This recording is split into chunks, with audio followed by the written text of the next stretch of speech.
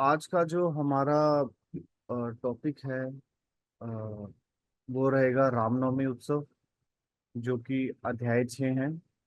हमने बाबा की कृपा से, काका के आशीर्वाद से, हमने 5 अध्याय जो हैं, काका ने हमें उनका विशेष रूप से महत्व और उसका जो विश्लेषण है वो हमें करके समझाया है।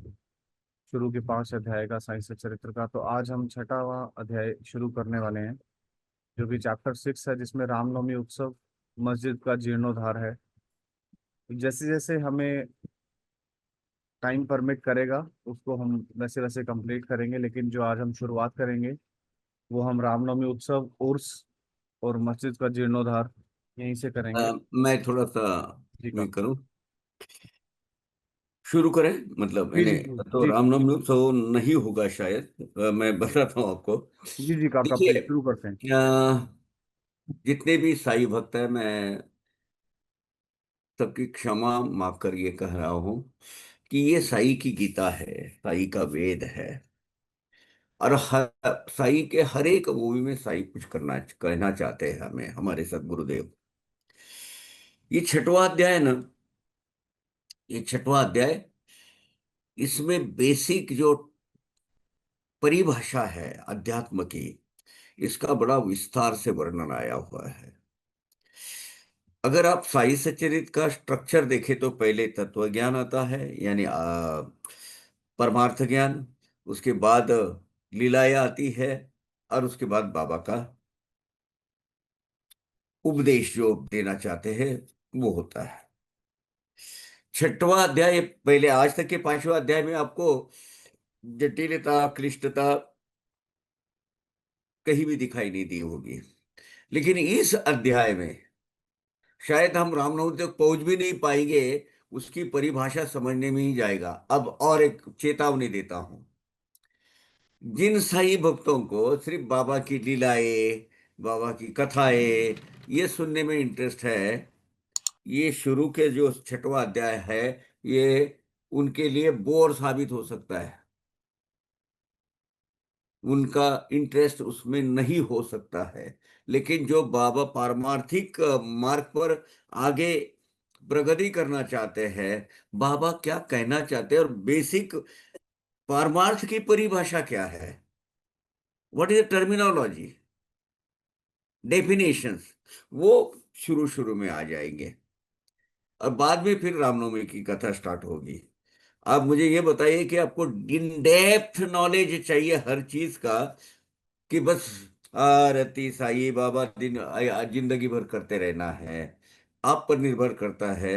मेरा काम ये है कि सब मैंने, बाबा ने जो मुझे रोल दिया है, वो मेरी कर्तव्य बनता है कि आपको साई सच्चरित की एकदम डेप्थ पे लेके जाओ, गहनता पे लेके जाओ।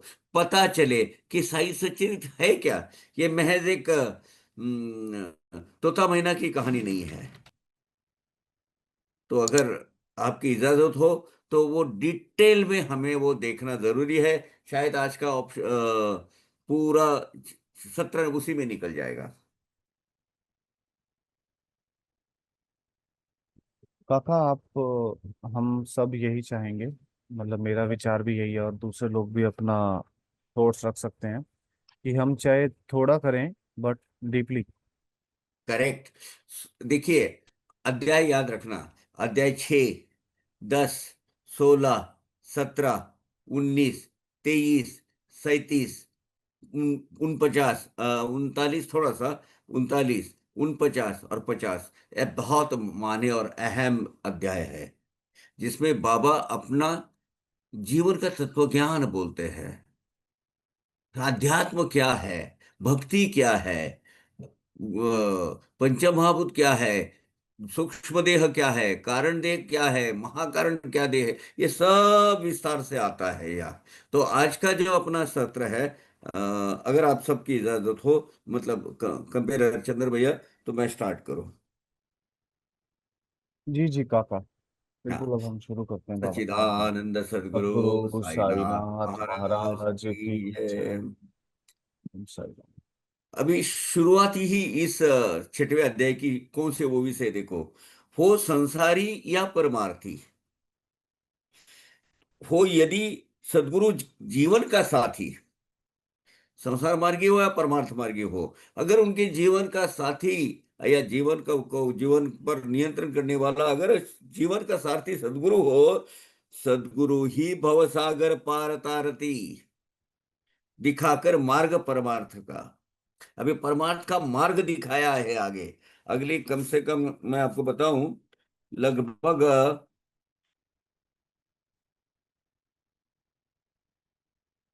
36 मूविया में ये आपको दिखाई देगा। तो सदगुरु हम तक क्या पहुंचाना चाहते हैं?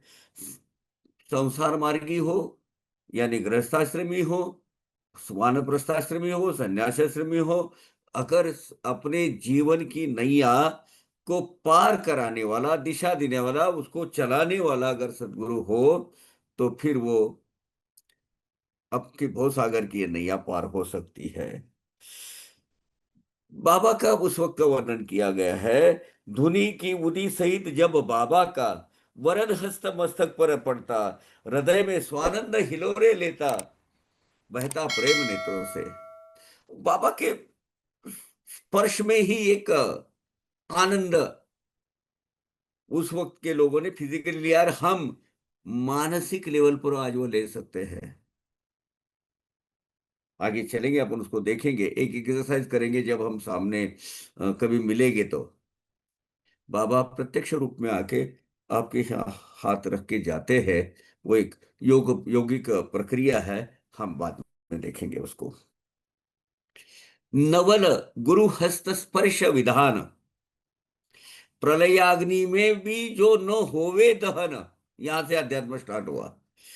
उस सूक्ष्म देह का भी करता ज्वलन, भस्मीभवन कर स्पर्श से। अब बात है कि पहले सूक्ष्म देह समझना पड़ेगा। सूक्ष्म देह, देह के 4 प्रकार बताए गए हैं अध्यात्म में।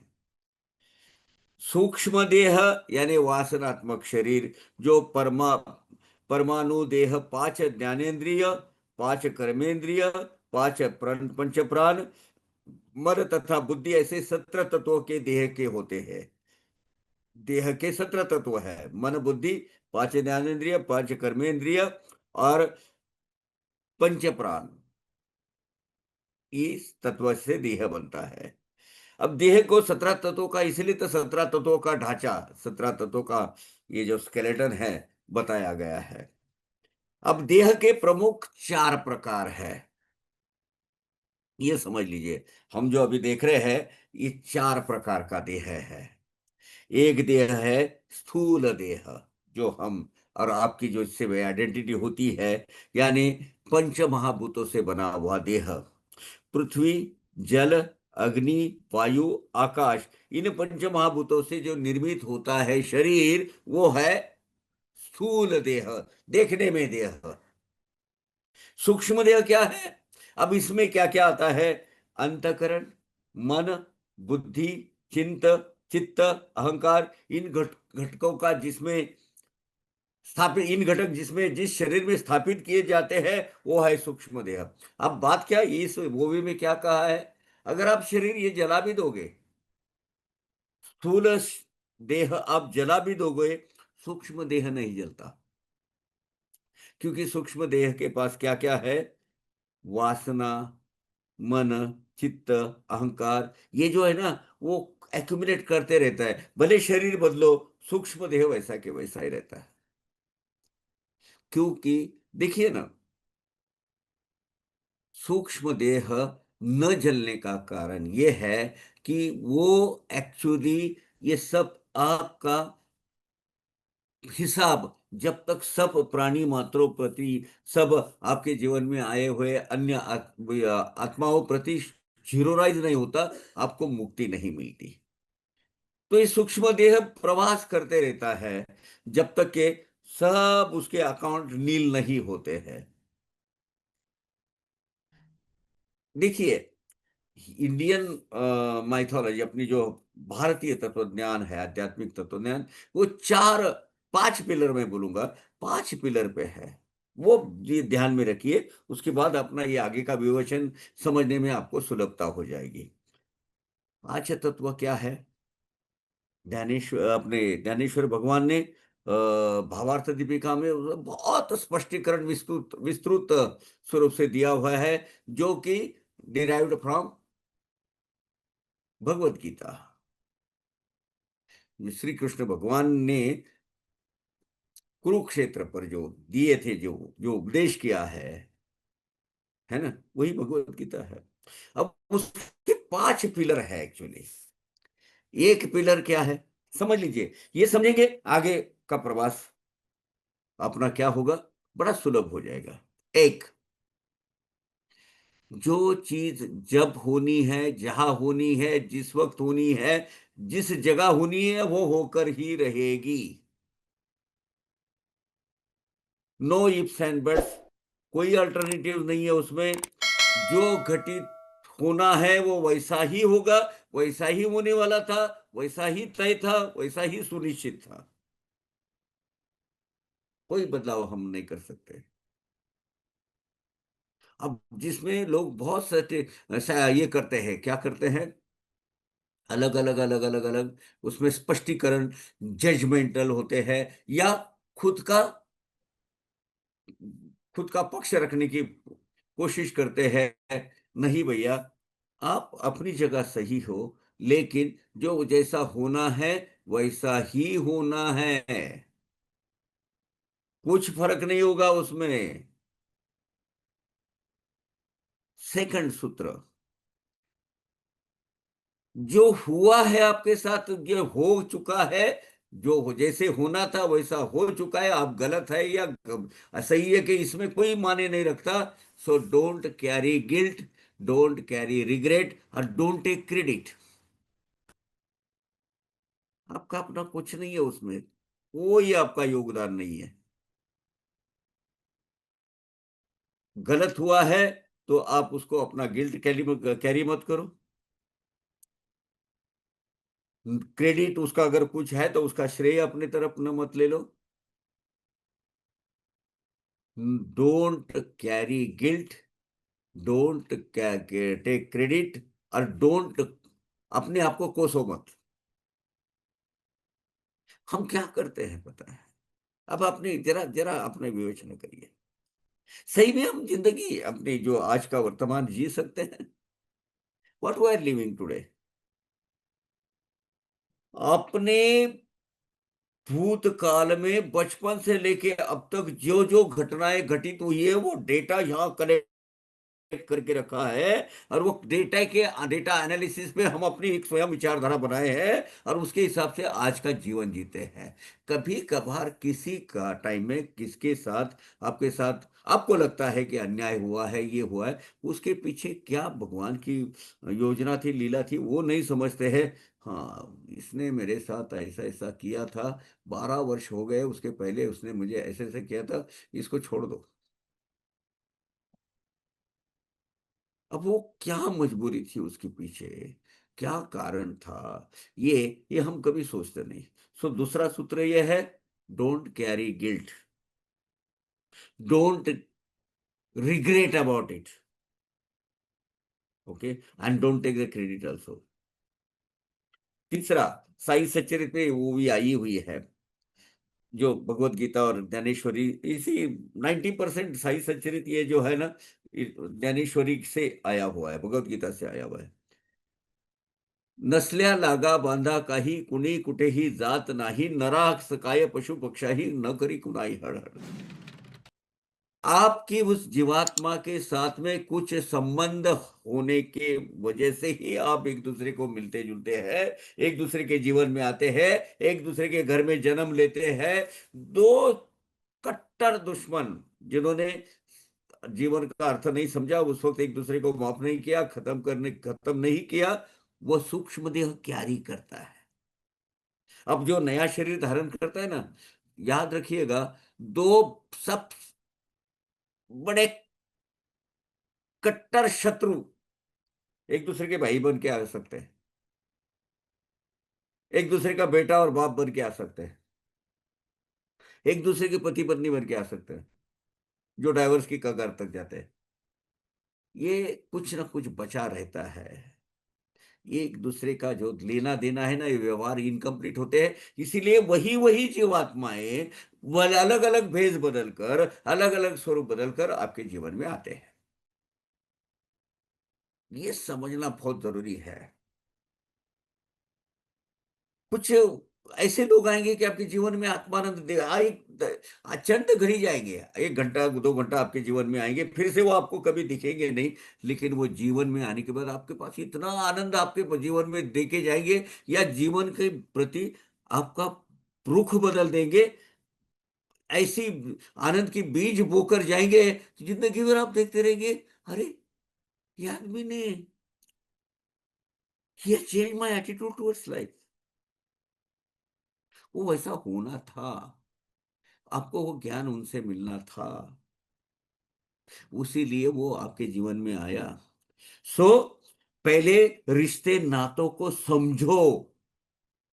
हम क्या करते हैं, हमारी पूरी जिंदगी रिश्ते नातों के संबंध में उलझते रहते हैं। इसने मेरे साथ ऐसा किया, मैंने इसको पाल पोस कर बड़ा किया, और अब वो मुझे क्या तकलीफ दे रहा है। ये भाई के लिए क्या क्या नहीं मैं किया, रात दिन मैंने मेहनत किया, लेकिन आज देखो, ये जो चीज है, ये चीज कैरी मत करो। ये समझो कि मैं उसका देना लगता हूं, मुझे उसको देना है। बात मत करो, कुछ भी मत करो, चलेगा, लेकिन अपनी कर्तव्य भावना से उसको निभाते जाओ, निभाते जाओ। और चौथा, और सबसे बेस्ट, मैं चंद्र भैया को भी बोलता हूँ, उनके यहाँ पे कि बिल्कुल उन्होंने वो कार्विंग करके रखा है, जो हो गया उसको भूल जाओ, भूल जाओ उसको। अगर नहीं भूलोगे और वो कैरी करोगे, तो यहाँ एक्यूमुलेटेड डर तैयार होगा, बड़ा यानी ब्लॉक्ड, क्या बोलते हैं, ड्रेनेज लाइन तैयार होगी, और वो आपको यहाँ ये दिमाग को सड़न पैदा होगी, बदबू आ जाएगी, फैलती जाएगी। आपका अपना जीवन दुर्गंधि युक्त होगा, और औरों का भी करते रहोगे। प्रवाह है के पानी में बहते जाओ, रुको मत, रुको मत।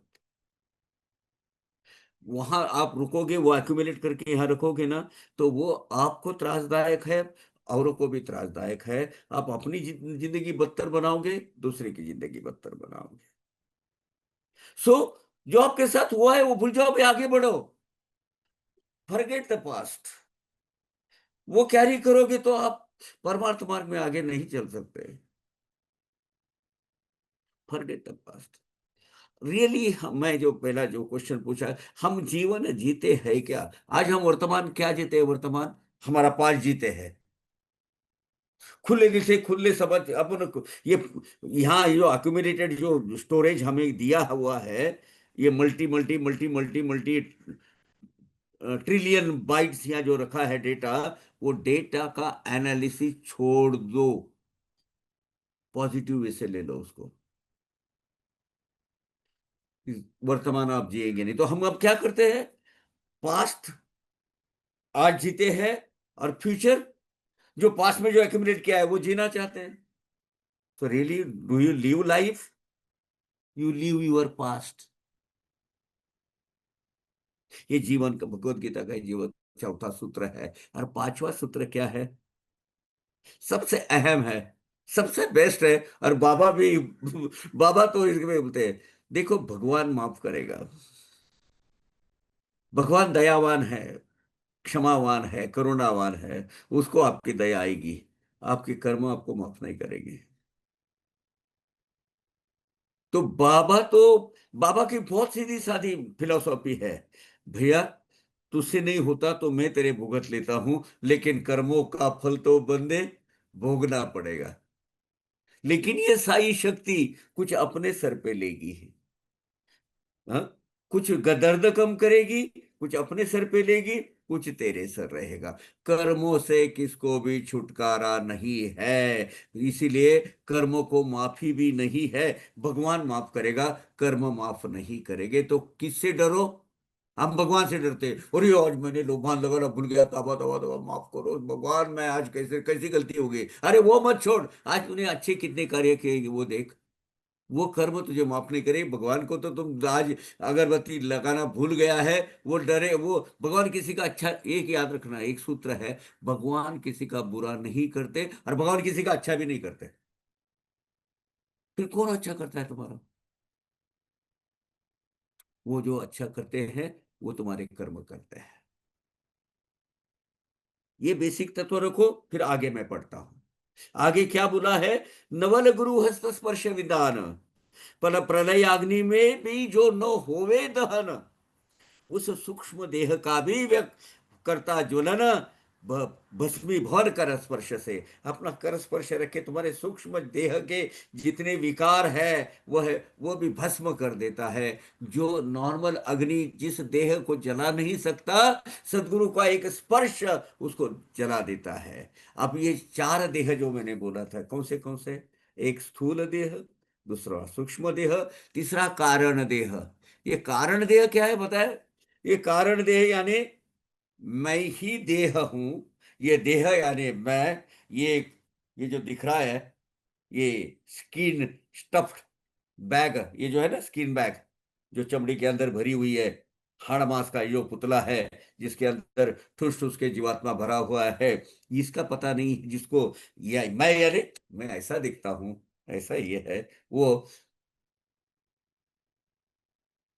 इसकी जो हम संवर्धन करते हैं, जरूरी है, उसका पोषण करना जरूरी है, दिखावा नहीं है।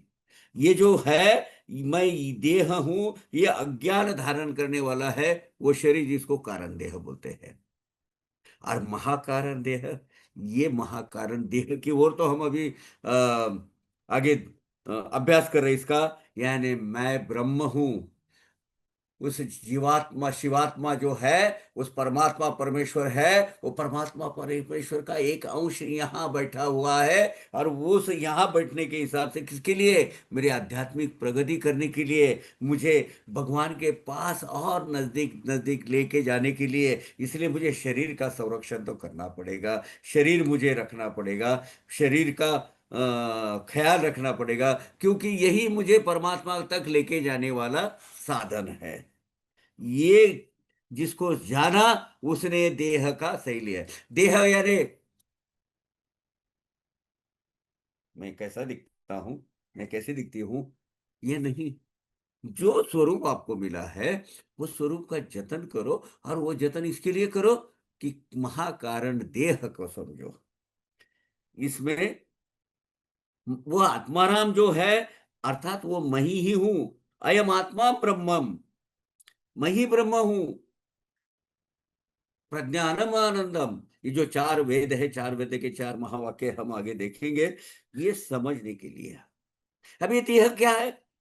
इसमें बहुत अच्छा वर्णन किया हुआ है। देह यानी आत्मा का अधिष्ठान है, जिसमें आत्मा का निवास करता है। अंतरात्मा की अनुभूति देह द्वारा ही होती है, समझे? परमार्थ प्रगति के लिए देह की ही आवश्यकता होती है। इसलिए देह की दुर्दशा नहीं करना चाहिए। ये लोग 10-10 12-12 घर में सब कुछ होता है और बोलते हैं, आज मेरा उपवास है, आज मेरा उपवास है। अरे काय का उपवास? हाई कैलोरी खाना जो है ना, उस वक्त कहे जितना मांगता है उतना खा ले, तो उपवास के नाम पर काय का उपवास है? शरीर को प्रताड़ित मत करो धर्म के नाम पर। गत रूढ़ियों के, परंपरा के तहत जो भी आप करते हो मत करो। देह को कष्ट देने की जरूरत नहीं, कि देह यही है जिसको अगर आप संरक्षित रखोगे तो परमात्मा की तरफ जाने का ही कदम। देह अर्थात मैं इस अज्ञान में न रहे। अब इसमें और एक आया है, प्रलय अग्नि में भी न जो होवे दहन। प्रलय अग्नि कब है, कब होने वाला है प्रलय? इस विश्व के आखिरी में ये ब्रह्मांड खत्म हो जाएगा, सूक्ष्म देह खत्म नहीं होगा। कि तुमने जन्म दर जन्म जो एक्यूमुलेट करके रखे हैं ना, पुण्य की राशि या पापों की राशि, वो जब तक मुक्तावस्था प्राप्त नहीं होती तो आपको वो मिलने वाला नहीं है। मुक्तावस्था प्राप्त हुए बिना सूक्ष्म देह जलता नहीं है। इच्छा, वासना, भोगो, भोग, तृष्णा, वै, ऋण, बैर, हत्या, पाप राशि, पुण्य राशि आदि कारणों के कारण सूक्ष्म देह की मृत्यु नहीं होती है। वो बार बार नहीं देह धारण कर वासनाओं के भंवर में फंसकर पुनर्जन्म लेते रहता है। और इस चक्र में वो आत्मा आत्मा घूमती रहती है। विश्व विश्व में प्रलय होने पर भी देह गति पूर्ण नहीं होती है, परंतु गुरु के हस्त स्पर्श से मात्र वो भस्म हो जाती है। आत्मा मुक्तावस्था को प्राप्त कर लेता है और वो वहां मोक्ष मिल जाता है। अब कुछ लोग तो ऐसे होते हैं, इस अगले मूवी में, पांचवी मूवी है, अगर कोई साई सचरित लेके बैठा है तो देखना। भूल से भी जब देवों की कथा वार्ता, निकलते भड़कता जिसका माथा, वाचा पावे प्रवाहे कुटिलता, चित्त स्थिरता भी वो न पावे। किसी काल में किसी स्थान पर भगवान के विषय में चर्चा हो रही है और भगवान का गुणगान चल रहा है, तब कुछ लोगों का माथा भड़क जाता है, भड़क उठता है, अनाप शनाप बोलने लगते हैं, अभद्र बोलने लगते हैं, अशिष्ट बर्ताव करते हैं। लेकिन ऐसे लोगों को भी बाबा अपने एक स्पर्श से उसको, जीव को स्थिरता प्रदान करते थे और उसका अंतःकरण शुद्ध कर देते थे, और देते हैं आज भी। सिर पर रखते ही कर कमल, अनेक जन्मों का परिपक्व मल, अनेक जन्म का परिपक्व मल, मल यानी पापों की राशियां, धूल जाता हो जाते निर्मल, भक्त प्रेमी साई के। ये है गुरु कृपा की महिमा। ये है गुरु का अपने जीवन में एक स्थान, परमानेंट स्थान। अभी देखिए इसमें और एक अगली मूवी मुझे बहुत भाती है।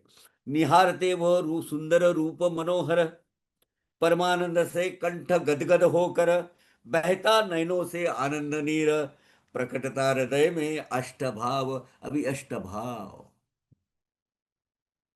मैं कहा ना, ये पूरी बेसिक टर्मिनोलॉजी समझ लेना है। अष्टभाव यानी क्या? 8 प्रकार के भाव जिसे शरीर व्यक्त होता है, अपनी शरीर की भावनाएं, अपने मन की भावनाएं भी व्यक्त होती है। वो कौन से है? वो है कंप, रोमांच, स्फुरण, प्रेमाश्रु, स्वेद, हास्य और प्रलाश। ये व्यक्त होने के भाव, अपनी भक्ति भाव होता है ना, ये 8 भावों द्वारा व्यक्त होते हैं। क्या क्या है? पहला, कंप, शरीर कंपायमान हो जाता है, कप कपाने लगता है, थर थर कांपने लगता है ना। रोमांच, शरीर रोमांचित होकर रोमटे रोमटे खड़े हो जाते हैं, गुजबम आ जाते हैं। स्फुरन, चित्तवृत्ति प्रफुल्लित हो जाती है, पूर्ण रूप से स्फूर्ति का एक लहर हमारे शरीर में आती है। और उसमें क्या होता है मालूम है? हम भगवान का जय श्री राम, जय साईनाथ महाराज, गाना गाना चालू करते हैं। जैसे दास गनु को हुआ चौथे अध्यात्म में, अगाध शक्ति अघटित लीला तो तव सदगुरु राया। जोर से हम स्तुति सुमन गाने लगते हैं इस भाव में। चौथा है स्फुरन, यानी पूर्ण शरीर में स्फूर्ति का संचार होना। मैं बताया आपको। प्रेमाश्रु, प्रेम भाव से विभोर होकर अश्रु बढ़ने लगते हैं मुंह से। जैसे बाबा को देखते हैं आंसू आ जाते हैं इसमें। ये क्या है? ये प्रेमाश्रु है, ये एक भाव है व्यक्त होने का। दूसरा हास्य, आनंदित होकर मुस्काना, प्रसन्न चित्त हो जाता है। जैसे बाबा का नाम लेते हैं, जहाँ सत्संग होता है, अंदर से ये जो सप्त चक्र है ना, सप्त कुंडलिनी, इसके 2 भाव जो है वो जागृत हो जाते हैं। 2 द्वार है, और वो 2 द्वार के अंदर ये प्रसन्नता, ये आनंद अंदर अपने देह के अंदर प्रवेश करता है। दूसरा स्वेद, यानी शरीर को पसीना आ जाता है, पसीना पसीना हो जाते हैं। कब? ये भाव जब व्यक्त होता है। और शरीर का रंग बदल जाता है, सफेद हो जाते हैं, कभी एकदम सूद बुद खो जाके बढ़ जाते हैं। कुछ तो ऐसे अनकॉन्शियस हो जाते हैं इसमें एकदम। और गायन, स्तुति पर भजन गाने की उमंग उठ जाती है। पलाश बोलते हैं उसको, गीत गाना शुरू कर देते हैं। तो गुरु क्या करते हैं? तो हम भाव प्रकटाते, निजानंद प्रकटाते, स्वयं भाव सोहम भाव जगाते, तेरे मेरे का भाव मिटाते, अद्वैत भाव जगाते समरस होकर। तो वहां क्या होता है मालूम है? धीरे धीरे धीरे आपके आत्मा की प्रकृति होती है, और वो ब्रॉडन हो जाता है, उसकी कक्षाएं ऐसे ही विस्तारित होते होते होते, अरे इस जगत में जितने भी आत्मा परमात्मा है, वह जितने भी जीव है, जन, ये मेरे ही एक स्वरूप है। हर हम सब उसमें उसी से है, वो परमात्मा से। मैं जीवात्मा, एक जीवात्मा, तो एक दूसरे के सुख दुख के भागीदारी होते होते उस आदमी का उत्थान उद्धार हो जाता है, और वो धीरे धीरे धीरे संतों जैसे बिहेव करना कर चालू कर देता है। संत क्या है? ये विश्व ही मेरा घर है, सब जीवात्मा है मेरे साथ मेरे।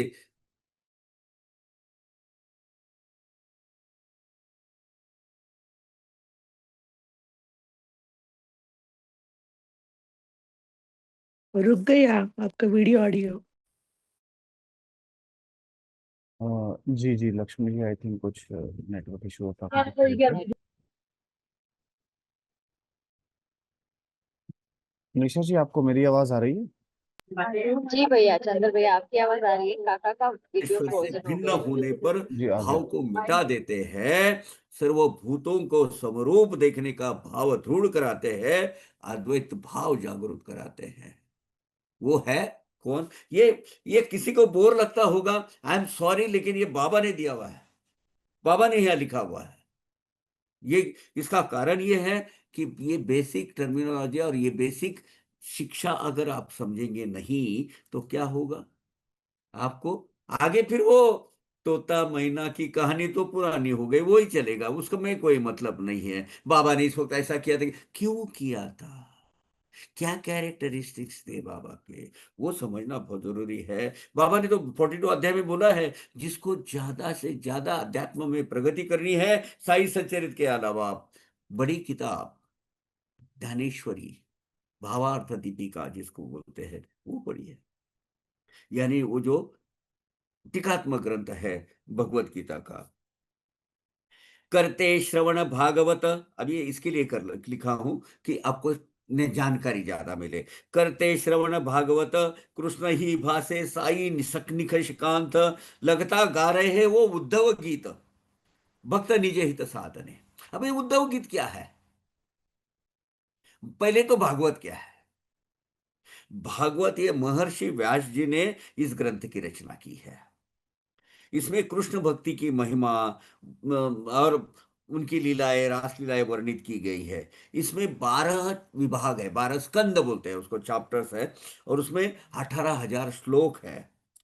विश्व की उत्पत्ति से विष्णु के सभी अवतारों का वर्णन, उस संदर्भ में आई हुई अनंत पौराणिक कथाएं, क्योंकि ये पुराण है। और कृष्ण जन्म से लेकर वो निर्वाण तक संपूर्ण कृष्ण चरित्र का वर्णन 10वें और 11वें स्कंद में आया हुआ है। इसी को लेकर 11वें स्कंद पर भगवान साईना संत एकनाथ महाराज ने एकनाथी भागवत लिखा है, वो जैसे कृष्ण की लीलाओं से संबंधित रखता है। एक्चुअली महर्षि व्यास ने दो ग्रंथ लिखे हैं, एक विष्णु भागवत यानी भागवत, उसमें 12 स्कंद है, 18,000 वो भी है। दूसरा है देवी भागवत, देवी भागवत भी महर्षि व्यास ने लिखा है, उसमें भी 12 स्कंद है और 18,000 वो भी है। उद्धव गीत क्या है? क्या लिखते हैं बाबा यहाँ? लगता गा रहे वो उद्धव गीत। उद्धव यानी यादव कुल में जब महाराज कृष्ण भगवान जब महाराजा थे, तो उनका जो एक प्राइम मिनिस्टर था और उनका सखा था, यादव था, बहुत नजदीक का ये था, उनका पंत प्रधान बोल सकते हैं आप, प्राइम मिनिस्टर, सब राज्य का कारोबार चलाने वाला ये उद्धव है। उद्धव को जो उपदेश किया है, जो उपदेश किया है, वो उपदेश ये भागवत ग्रंथ में आया हुआ है।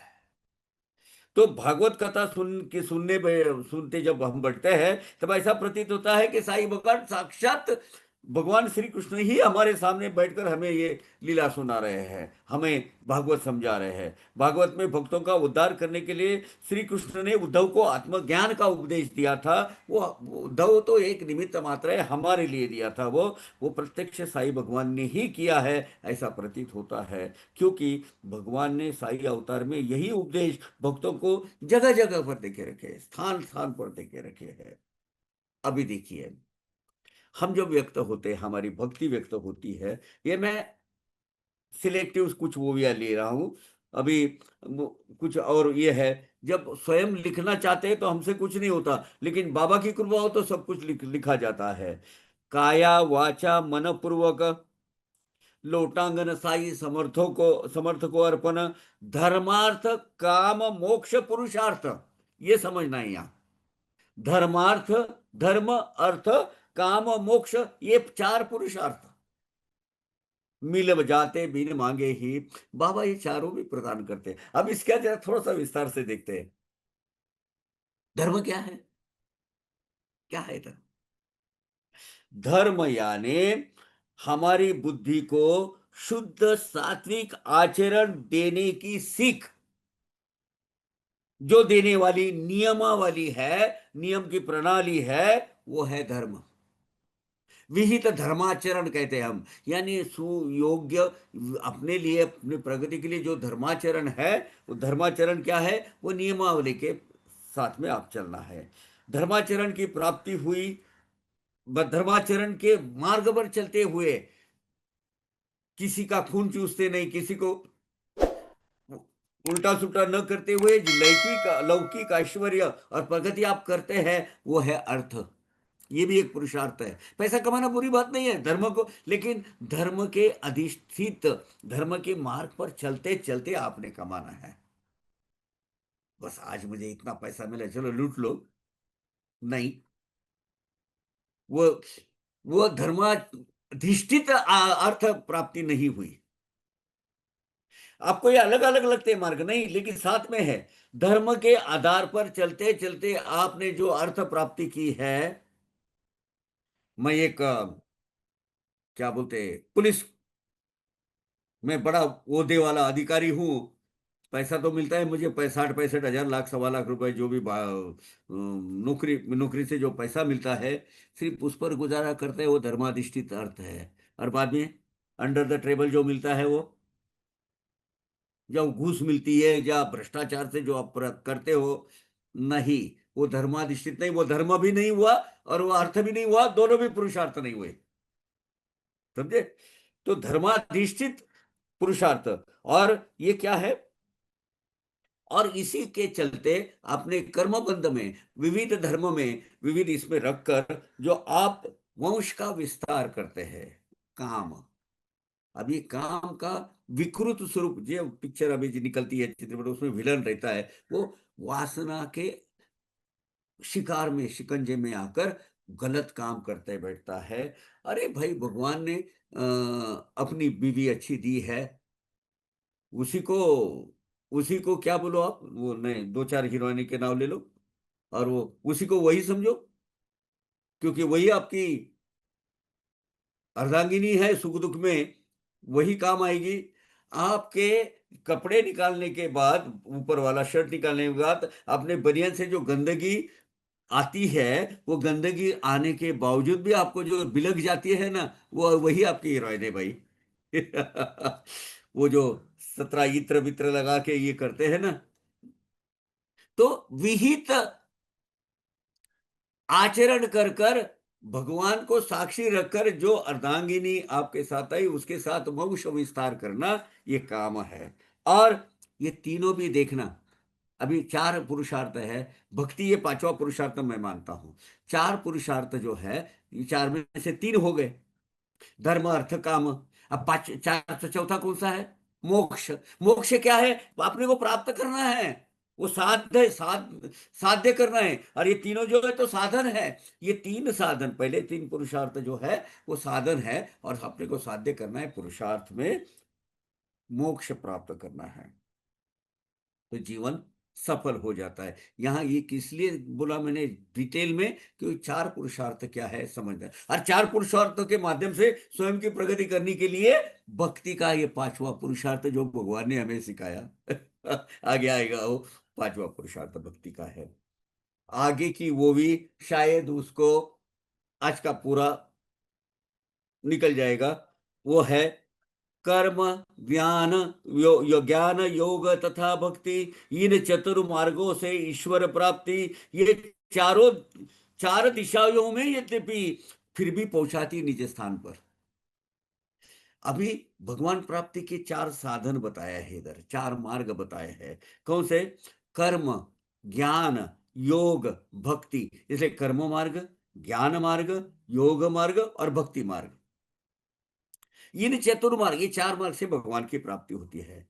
ये आपको चार अलग अलग इसकी दिशाएं लगती होगी, चार अलग अलग मार्ग लगते होंगे, लेकिन एक दूसरे को इंटरकनेक्टेड है, एक दूसरे के सिवाय नहीं रह सकते हैं। कर्म, ज्ञान, योग, भक्ति यानी परमेश्वर प्राप्ति के चार मार्ग है। अभी कर्म मार्ग, पहले कर्म मार्ग ले लेते हैं। कर्म कितने अंगों से होता है? काया से, वाचा से और मन से। मन में जो आपके विचार आते हैं, किसी का अच्छा करना, किसी का अच्छा सोचना, किसी का भला करना, जो है वो भी किस में आता है? मन में किए हुए विचार, आए हुए विचार, भले वो कार्यवाही न हो, लेकिन आपके मन में आए ना। शरीर को तो दूषित किया ना उन्होंने, शरीर को अगर दूषित किया होगा तो वो मन से हुआ, वो भी पापों में ही गिना जाएगा, वो भी पापों में गिना जाएगा ना भाई।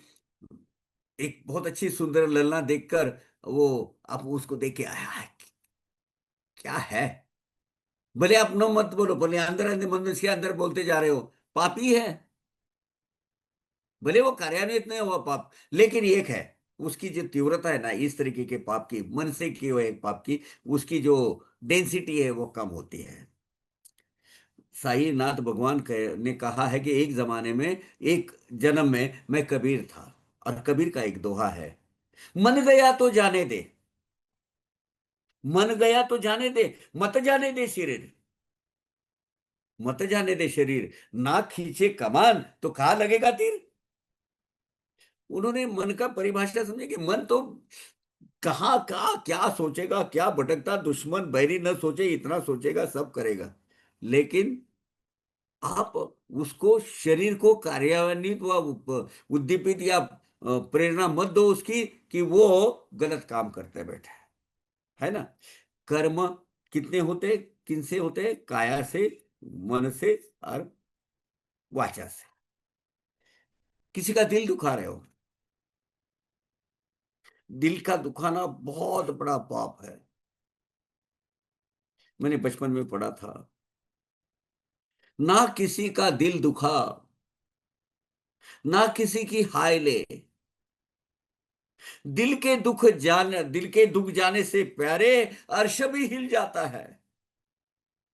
बिना वजह किसी को जो कोसते हो, टोकते हो, बोलते हो, और खासकर ये जो बिना वजह जो घर की बुढ़िया औरतें होती है ना, सासू, सास नाम का चीज, अरे भयानक, जिसकी जरूरत नहीं इसी की तरफ वो भागते रहती है।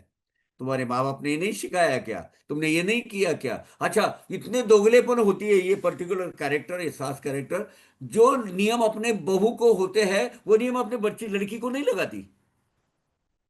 नहीं, वो अलग होता, दोगलेपन होता है उसमें।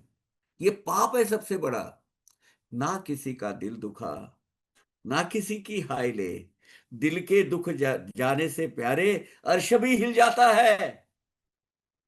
वाचा से किया हुआ पाप सबसे बड़ा पाप होता है। तो कर्म कितने होते? तीन, तीन माध्यम से होते।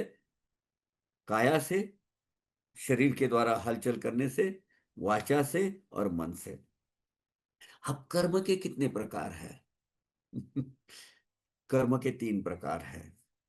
क्रियमान कर्म जो वर्तमान में हम अभी कर रहे हैं, दूसरे कर्म संचित कर्म है, जिससे अपना भाग्य की रेखा बदलती है, इन्हें बनता है, भाग्य जिसे बनता है वो संचित कर्म है, जो इस जन्म में प्रारब्ध भोग में आता है। वो तीसरा जो है प्रारब्ध भोग। इसका थोड़ा चंद्र भैया, चंद्र भैया जरा ओवरडोज तो नहीं हो रहा है? नहीं तो नहीं मैं नहीं नहीं खत्म करूं? नहीं नहीं काका, इतना ज्यादा इंटरेस्ट हो रखा है सभी को, और सब लोग एकदम कंसंट्रेशन नहीं, से कभी आपकी कभी सारी वो बात सुन रहे हैं। ओवरडोज होगा तो अपन थोड़ा थोड़ा लेंगे, हजम कर, जितना होता है उतना हजम कर लेंगे।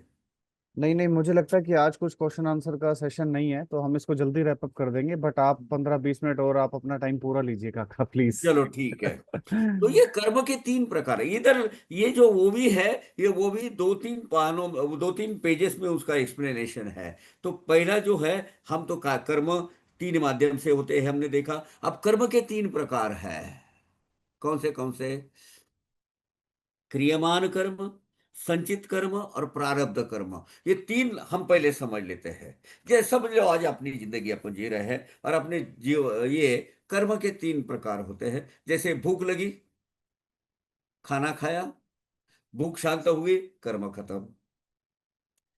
ये जो छोटी छोटी दिन में हमसे कितने भी ऐसे 1000, 2000, 3000, 4000 ऐसे कर्म होते रहते हैं, है ना?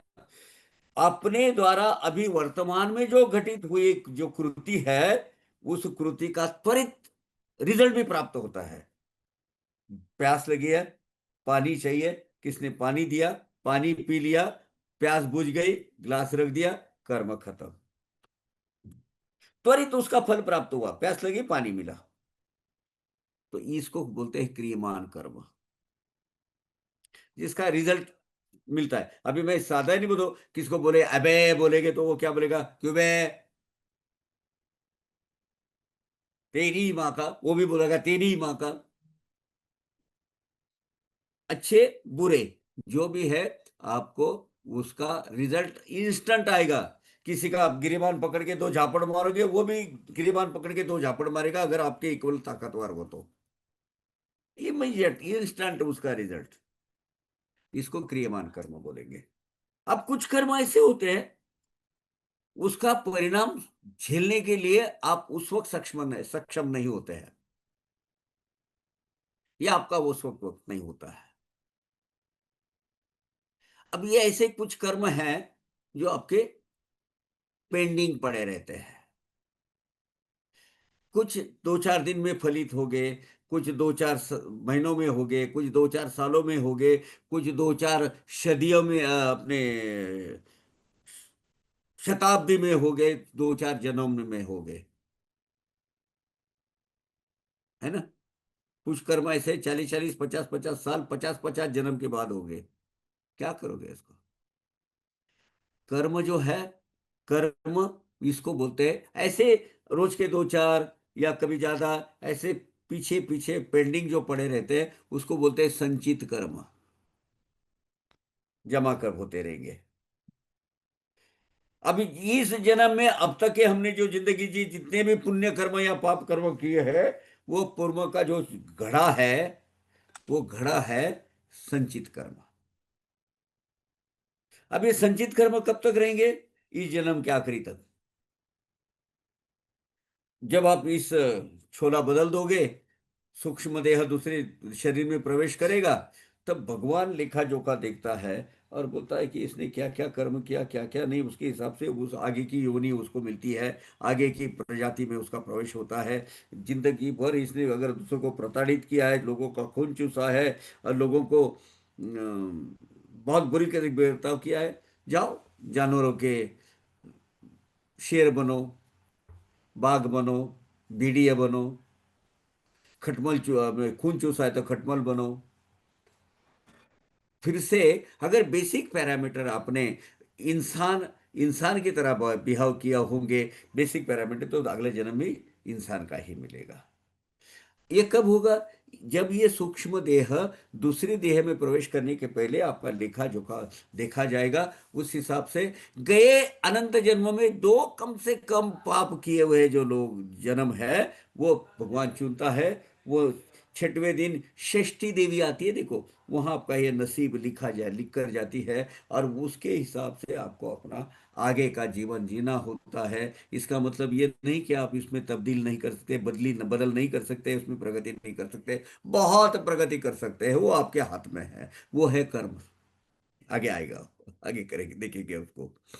नए गड्ढे बनाना बंद करना है तो पहले अध्यात्म को सीख लेना पड़ेगा। तो हमने क्या देखा?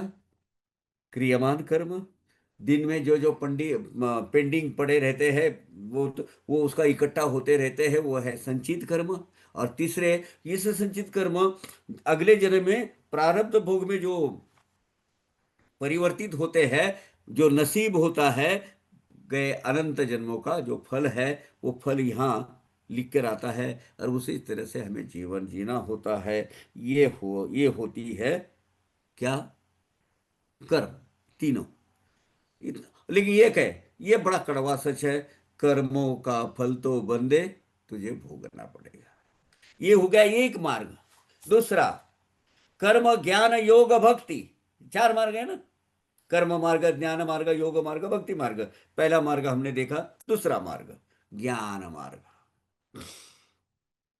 किसी एक वस्तु के वो किसी एक वस्तु का नाम, रूप, आकार, गंध, स्पर्श तथा उस वस्तु का अन्य अन्य से रहने वाला गुणात्मक संबंध, अनुबंध, इसका व्यवहार यथोचित ज्ञान, इसका यथोचित जो ज्ञान है, वो ज्ञान, इसे क्या होता है, उससे हमें अनुभूति मिलती है।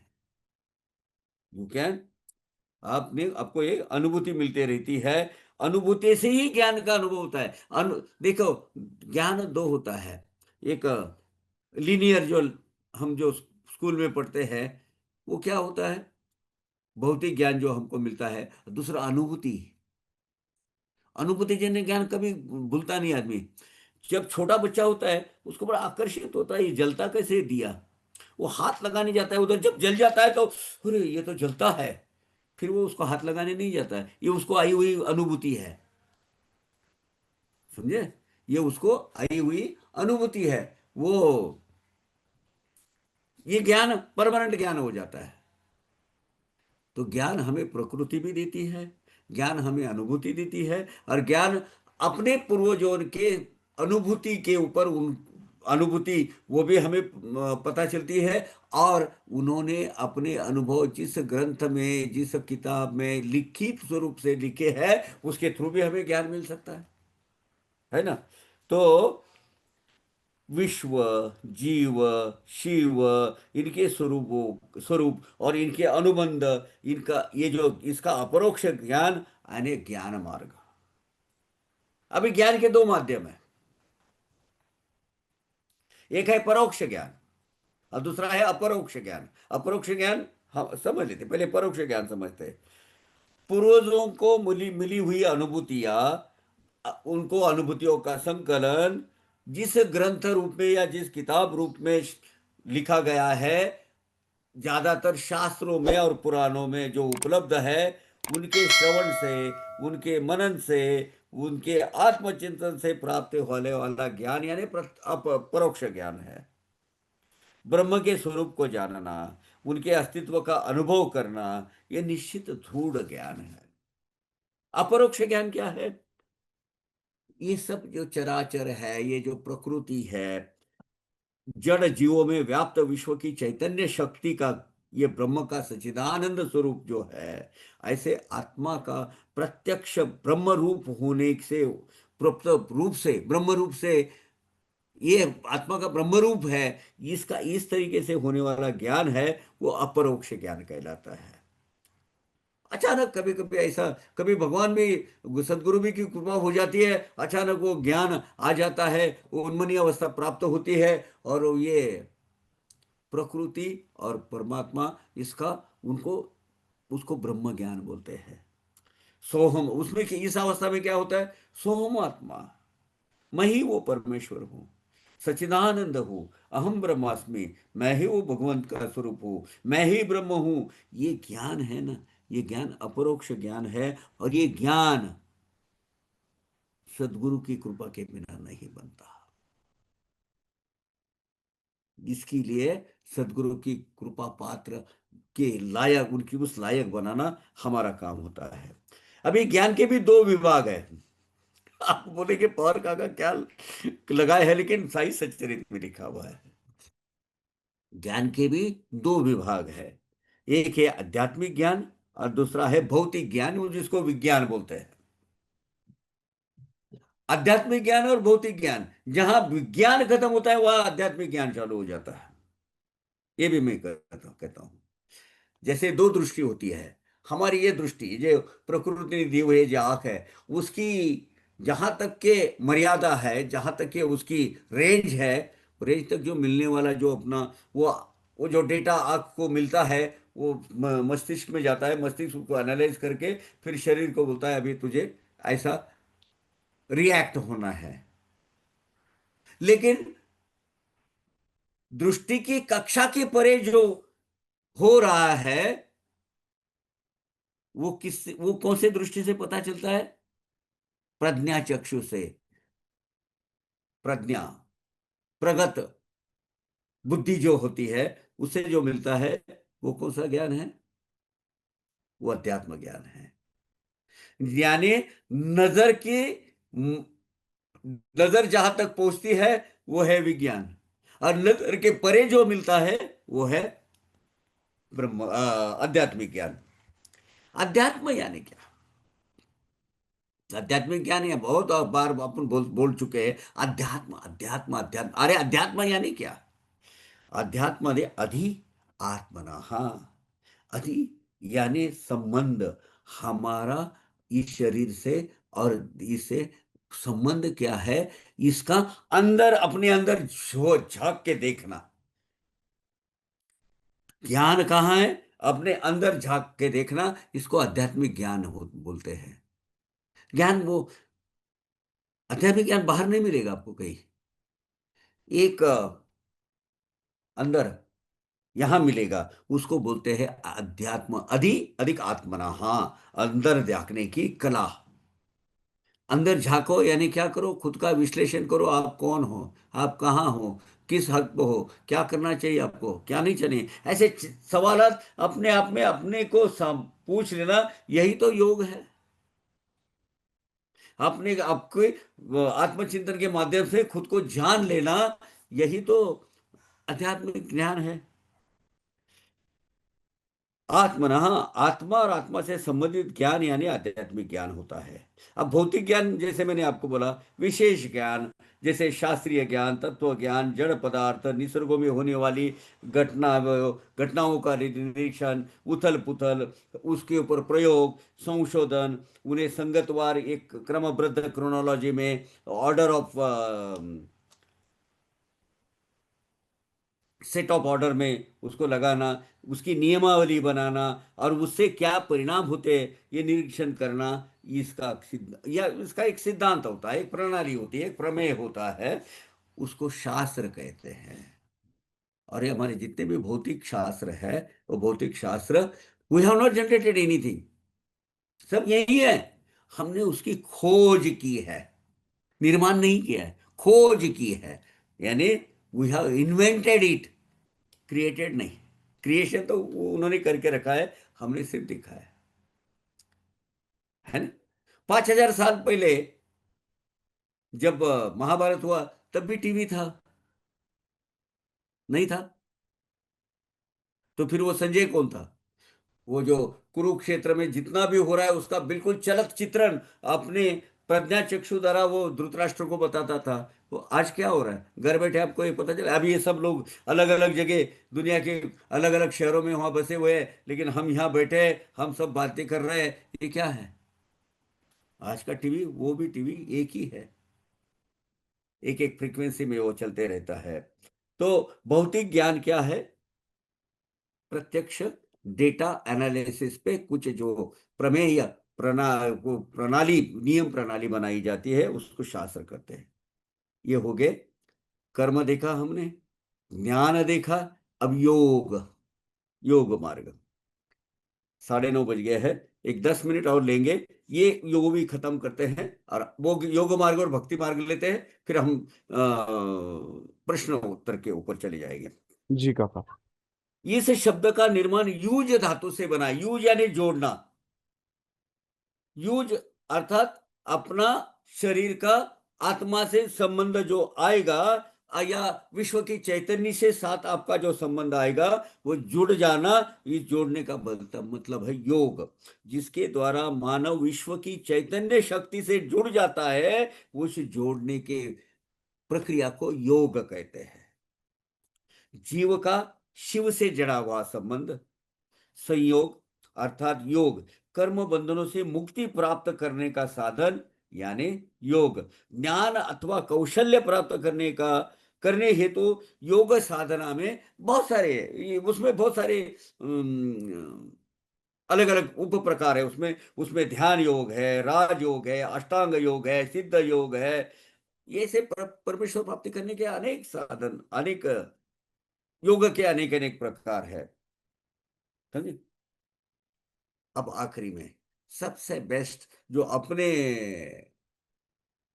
एक सुगम मार्ग, सुलभ मार्ग, भक्ति मार्ग, परमेश्वर प्राप्ति का ये सबसे आसान मार्ग परमेश्वर ने, यानी बोलो ना, ये कंसेशन स्वरूप है, ये वाइल्ड कार्ड एंट्री बोलते हैं ना, ये वाइल्ड कार्ड एंट्री है भगवान को मिलने के लिए। बाकी के सब जटिल है। कृष्ण गृहस्थाश्रमी को नहीं है वो, जिसके पीछे ये संसार और प्रकृति लगी उसके लिए नहीं है वो, लेकिन ये भक्ति मार्ग हमारे लिए है। ये कौन सा है? परमेश्वरी प्राप्ति का अतिशय अत्यंत सुगम और सुलभ मार्ग, जो समझने में भी अति सरल है। बहुतांश मुमुक्षु जीव इस मार्ग का ही अवलंबन करते हैं। भज, भज यानी सेवा, इस धातु से बना है भज, सेवा करो। भक्ति मा शब्द है, भक्ति अर्थात भगवान की सेवा। भगवान का अस्तित्व सभी स्थानों पर है, इसका ज्ञान जिसको हुआ है, इसका वो भूत मात्र की सेवा, यही भगवान की सेवा होती है। कुछ लोग दिन भर, कुछ मैंने बहुत ऐसे लोग देखे हैं जिंदगी भर वो कभी नाम नहीं लिए, लेकिन पूरी जिंदगी वो भगवान के दिखाए हुए रास्ते पर ही भूत मात्र की सेवा करते रहे हैं। मदर टेरेसा क्या है, सब भूत मात्र की सेवा में लगे रहे ये लोग हैं। भक्ति की अनेक सीढ़ियां है, भक्ति की अनेक सीढ़ियां है। उसमें दो सीढ़ियां, एक है सकाम भक्ति और उसकी है दूसरी है निष्काम भक्ति। ये सकाम भक्ति बड़ी झांसे में लेती है अपने साथ लोगों को। परमात्मा तथा जीवात्मा इन दोनों के निष्काम निरपेक्ष प्रेम अर्थात संबंध जो है, वो भक्ति है। इस मार्ग से ईश्वर की प्राप्ति बहुत जल्दी होती है। बहुत से लोग परमेश्वर की भक्ति लौकिक ऐश्वर्य प्राप्त करने के लिए, भौतिक ऐश्वर्य प्राप्त करने के लिए करते हैं। इससे बाबा चिंदिया कहते हैं। बाबा बोलते हैं मेरे पास जो आते हैं ना, सब मेरी मेरी दुरिया, दुर्व्या बोलते, दुर्व्या यानी द्रव्य, द्रव्य यानी खजाना, मेरे खजाने खेतों खेतों में भरे पड़े हैं, कोई लेने का माइका लाल आता नहीं है, सब मेरे पास चिंदिया ही मांगते हैं। बाबा कहते, बाबा का महावाक्य है। तो हम क्या करते हैं, कभी कभी तो बार्टर सिस्टम करते हैं। अरे ये बार्टर सिस्टम बड़ी खतरनाक होती है भाई। बाबा मुझे ना 1 लाख की लॉटरी लगने दो, ये मैं तुम्हें 1 किलो पेड़ा चढ़ाऊंगा। अब पेड़ा कितना होता है? 400-500 रुपए किलो। क्या सिस्टम है? कम से कम 50-50% तो बोलो यार। 50,000 दे भगवान आपको दूंगा, 50,000 मुझे दे दे, इतना तो बोलो। नहीं, 500 रुपए का पेंडा दूंगा, मुझे 1 लाख की दे दे। ये जो है ना, और क्या होता है मालूम है? नवस, वो नवस बोलते हैं, मन्नत मांगते हैं, मन्नत। वो मन्नत क्या होते हैं? वो अगर सच्चे भाव से आप किसी के लिए दुआ करते हो, प्रार्थना करते हो, मुझे बहुत सारी रिक्वेस्ट आती है कि बाबा को हमारे लिए प्रार्थना करो। मैं करता हूँ, बाबा सबका भला रखो, सबको ठीक रखो, सब आपके बच्चे हैं, सभी का कल्याण करो देवा। ये हम क्या बोलते हैं मालूम है? सर वो बहुत आगे जा रहा है, सबक सिखाओ बाबा उसको, जरा ऐसी स्थिति पहुंचा, ऐसा लताड़ो उसको कि साला फिर से खड़ा नहीं होना चाहिए, मेरे से आगे नहीं बढ़ना चाहिए। क्या ऐसी आपकी मन्नत भगवान साईनाथ मान लेंगे? सोचो जरा। मैं भक्ति कर रहा हूँ, 108 नाम का जाप लेता हूँ, कर रहा हूँ, और ये कर रहा हूँ किसके लिए? किसी के बुरा सोचने के लिए। याद रखना, भक्ति मार्ग में किसी का भी बुरा नहीं कर सकते हो। ये बाबा ने जिसको चिंदिया है ना, ये चिंदिया मुझे मुझे बोलो, अभी आप जितने भी है, कितने लोग हैं यहाँ, जो भी है, जितने लोग, कितने लोग निष्काम भाव से बाबा के पास शिरडी में जाते हैं? बाबा को बहुत आनंद होता है। वो बोलते हैं, मेरे बच्चे जब आते हैं ना, मुझे धोने वाले जब ज्यादा जाते हैं, मैं अच्छा स्वस्थ और सुखी रहता हूँ कि ये मेरे बच्चे मुझे मिलने को आते हैं। अगर बाबा ने पूछा किस लिए आए हो, कुछ नहीं बाबा, बहुत दिन हो गए ना, आपको मिला नहीं था, बस आपको देखना था बाबा। इस भाव से कितने लोग जाते हैं? कैसे हो बाबा आप? प्रकृति ठीक है ना, आप बूढ़े हो रहे हैं, जरा सा अपने शरीर का ख्याल रखना, अपनी तबीयत का ख्याल रखना। कितने लोग जाते हैं, लिस्ट ही लेके जाते हैं। अच्छी नौकरी दे, अच्छी छोकरी दे, बच्चे को सच्ची स्कूल में एडमिशन मिलने दे, मुझे पगार अच्छा करने दे, मेरे फला फला जो आदमी है मेरे कंपटीशन में, उसका कुछ बुरा होने दे, मेरे को अच्छा करने दे। सब लोग लिस्ट लेके जाते हैं। ये सकाम भक्ति से परे आ जाओ, बाहर आ जाओ। आप भगवान, आपने जो मुझे दिया है उसमें मैं संतुष्ट हूं। मैं जितने का हकदार था उतना तो आपने मुझे दे दिया है। हाँ, और उसमें ये यही रहने वाला है, ये भी मुझे पता है। अच्छा, मुझे कार्यान्वित रहना है, मुझे अर्थार्जन करना है, मेरा पुरुषार्थ है, मुझे करना है, उसकी उसमें कोई दो राह नहीं, दो शक नहीं है। बस आपकी कृपा रखिए, आप मुझे दे दो, नहीं करूंगा मैं मेरा, लेकिन आपका आशीर्वाद, आपका सर पर हाथ रहना चाहिए। क्यों? क्योंकि मैं कहीं भी बुरे कर्म ना करूं, बुरी तरीके से अर्थार्जन न करूं। मुझे वो क्रिश्चियन धर्म में बहुत पसंद आता है। मेरे बहुत सारी क्रिश्चियन फैमिलीज रहती है, दिन भर में होने के बाद सब साथ में बैठेंगे और अनाज सामने आएंगे, परमेश्वर करे, हे लॉर्ड जीसस, आज मेरे सामने जो खाना है, मैंने किसी तरीके से कैसे जो बनाया, वो उल्टा सुल्टा क्यों, जो तरीके से बनाया होगा उसको पवित्र और शुद्ध करवा दे प्रभु। और ये जो है हमारे शरीर को पोषण करने के लिए, उसको शुद्ध बनाइए। बहुत अच्छा। हम भी साई भक्त जब पालकियां निकलती है सबकी दे, तो उसमें एक श्लोक बोलते हैं, जगन्नायका साईनाथा दयाळा, तुझ्याच कृपेने हा लाभ झाला, पुढे वाढिले गोड सुग्रास अन्न, करो पुष्ट देहा मना रे प्रसन्न। हम भी यही मांगते हैं। ये जो सकाम भक्ति और निष्काम निष्काम भक्ति करने सीखो, ज्ञान के। अच्छा, अभी इसमें एक है, निष्काम भक्ति यानी बाबा पर किसी अपेक्षा से न जाते हुए प्रेम भाव से बाबा के पास भक्ति के लिए भक्ति करना है भाई, भक्ति के लिए भक्ति करनी। I can't stop loving you बाबा, मेरे हाथ में नहीं रहा है अभी वो। I am you are unstoppable और I am unstoppable as far as भक्ति is concern. I am your spoiled child बाबा, I love the way you spoiled me. इस तरीके से आप अगर जाओगे तो ये भक्ति बाबा को बहुत प्यारी होती है। आपके अनजाने में आपके हाथ से अगर दो गलतियां भी होती है, बाबा हंस के माफ कर देते हैं। मूर्ख है, गधा है, लेकिन मेरा है। है ना? मूर्ख है, अज्ञानी है, गधा है, अपनी ही करता है, लेकिन मेरा है। ये बाबा अपने को बोलते हैं। तो हमने परमेश्वर प्राप्ति के चार मार्ग देखे। अभी चार मार्ग अलग अलग नहीं है, यहां हम खत्म करेंगे। चार मार्ग अलग अलग नहीं है ये क्या है? ज्ञान के साथ कर्म की जोड़, कर्मों को भक्ति का प्रेम, अब उसकी जो मतलब भक्ति की जो स्निग्धता है, जो भक्ति के लिए ज्ञान की मार्गदर्शक ज्योति है, ज्ञान की मार्गदर्शक ज्योति यानी प्रकाश, ये जो आवश्यक होता है, यानी कर्म, कर्म से भक्ति, भक्ति से ज्ञान, और इन तीनों का योग होने के बाद भगवान की प्राप्ति यानी मोक्ष, मुक्तता। चार मार्ग, ज्ञान मार्ग, योग मार्ग, भक्ति मार्ग, कर्म मार्ग, ये आज हमने यहां तक देखे हैं। हम आए हैं, वो भी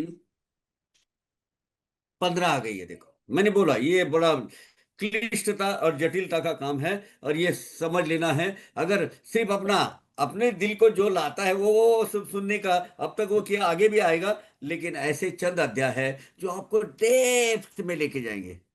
मुझे बहुत जगह ऐसा आता है, हमको साईं बाबा बाबा काका हमको 16वां और 17वां अध्याय समझाओ, नहीं समझता है। समझने की कोशिश करेंगे, बाबा जैसी बुद्धि देंगे, वैसा आगे सुनते रहेंगे। आज के लिए इतना काफी है। ओम साई राम। जितना अभी आपने लिखा होगा, कोई रिकॉर्डिंग वर्जन आएगा, देखिए जितना होगा उतना संभालो, अपने आप में अंदर संभालो। हम्म। ओम साई राम। चलो हम एक ओम साई राम काका। ओम साई राम। मैं एक 5 मिनट, 5 मिनट भी नहीं, 2 मिनट आप ले लूंगा। 1 2 मिनट। काकी, जी जी काका। काकी, एक चाय का गिलास। हाँ, शुरू कीजिए। कैसा काका रहा आज का? पहले तो ये बोलिए कि आज के सत्संग से कुछ प्राप्ति हुई कि नहीं? सबसे ज्यादा प्राप्ति, वो तो हमेशा होती है बट आज बहुत ही ज्यादा। काका बहुत सारे क्वेश्चन है लेकिन मैं हाँ, सबसे आने दीजिए, पहले। आने दीजिए, एक एक ले लेते हैं, कोई जी तकलीफ मैं नहीं, 20 मिनट है अपने जी पास। जी सबसे पहले टर्न लक्ष्मी जी की है, लेकिन मैं उनसे पहले और निशा जी से पहले मैं माफी चाहूंगा, मैं एक प्रश्न लेना चाहता हूँ। ले लीजिए। वो लिखा हुआ है साईं जी ने, साईं ने लिखा है कि ओम साई राम काका, मैं एक सफाई का काम करता हूँ रोड पे। उस दौरान हाँ हजारों चींटियां या कीड़े मेरे हाथों से मरते हैं, पर हाँ मुझे वो काम करना ही पड़ेगा क्योंकि मेरी नौकरी का सवाल है। तो हाँ। क्या ये जीव हत्या का पाप मेरे खाते में जमा होंगे? मुझे अच्छा भी नहीं लगता। बहुत अच्छा क्वेश्चन किए बेटा। देखिए, प्रकृति ने आपको ये दिया है, ये काम दिया है। आपका काम है झाड़ू लगाना।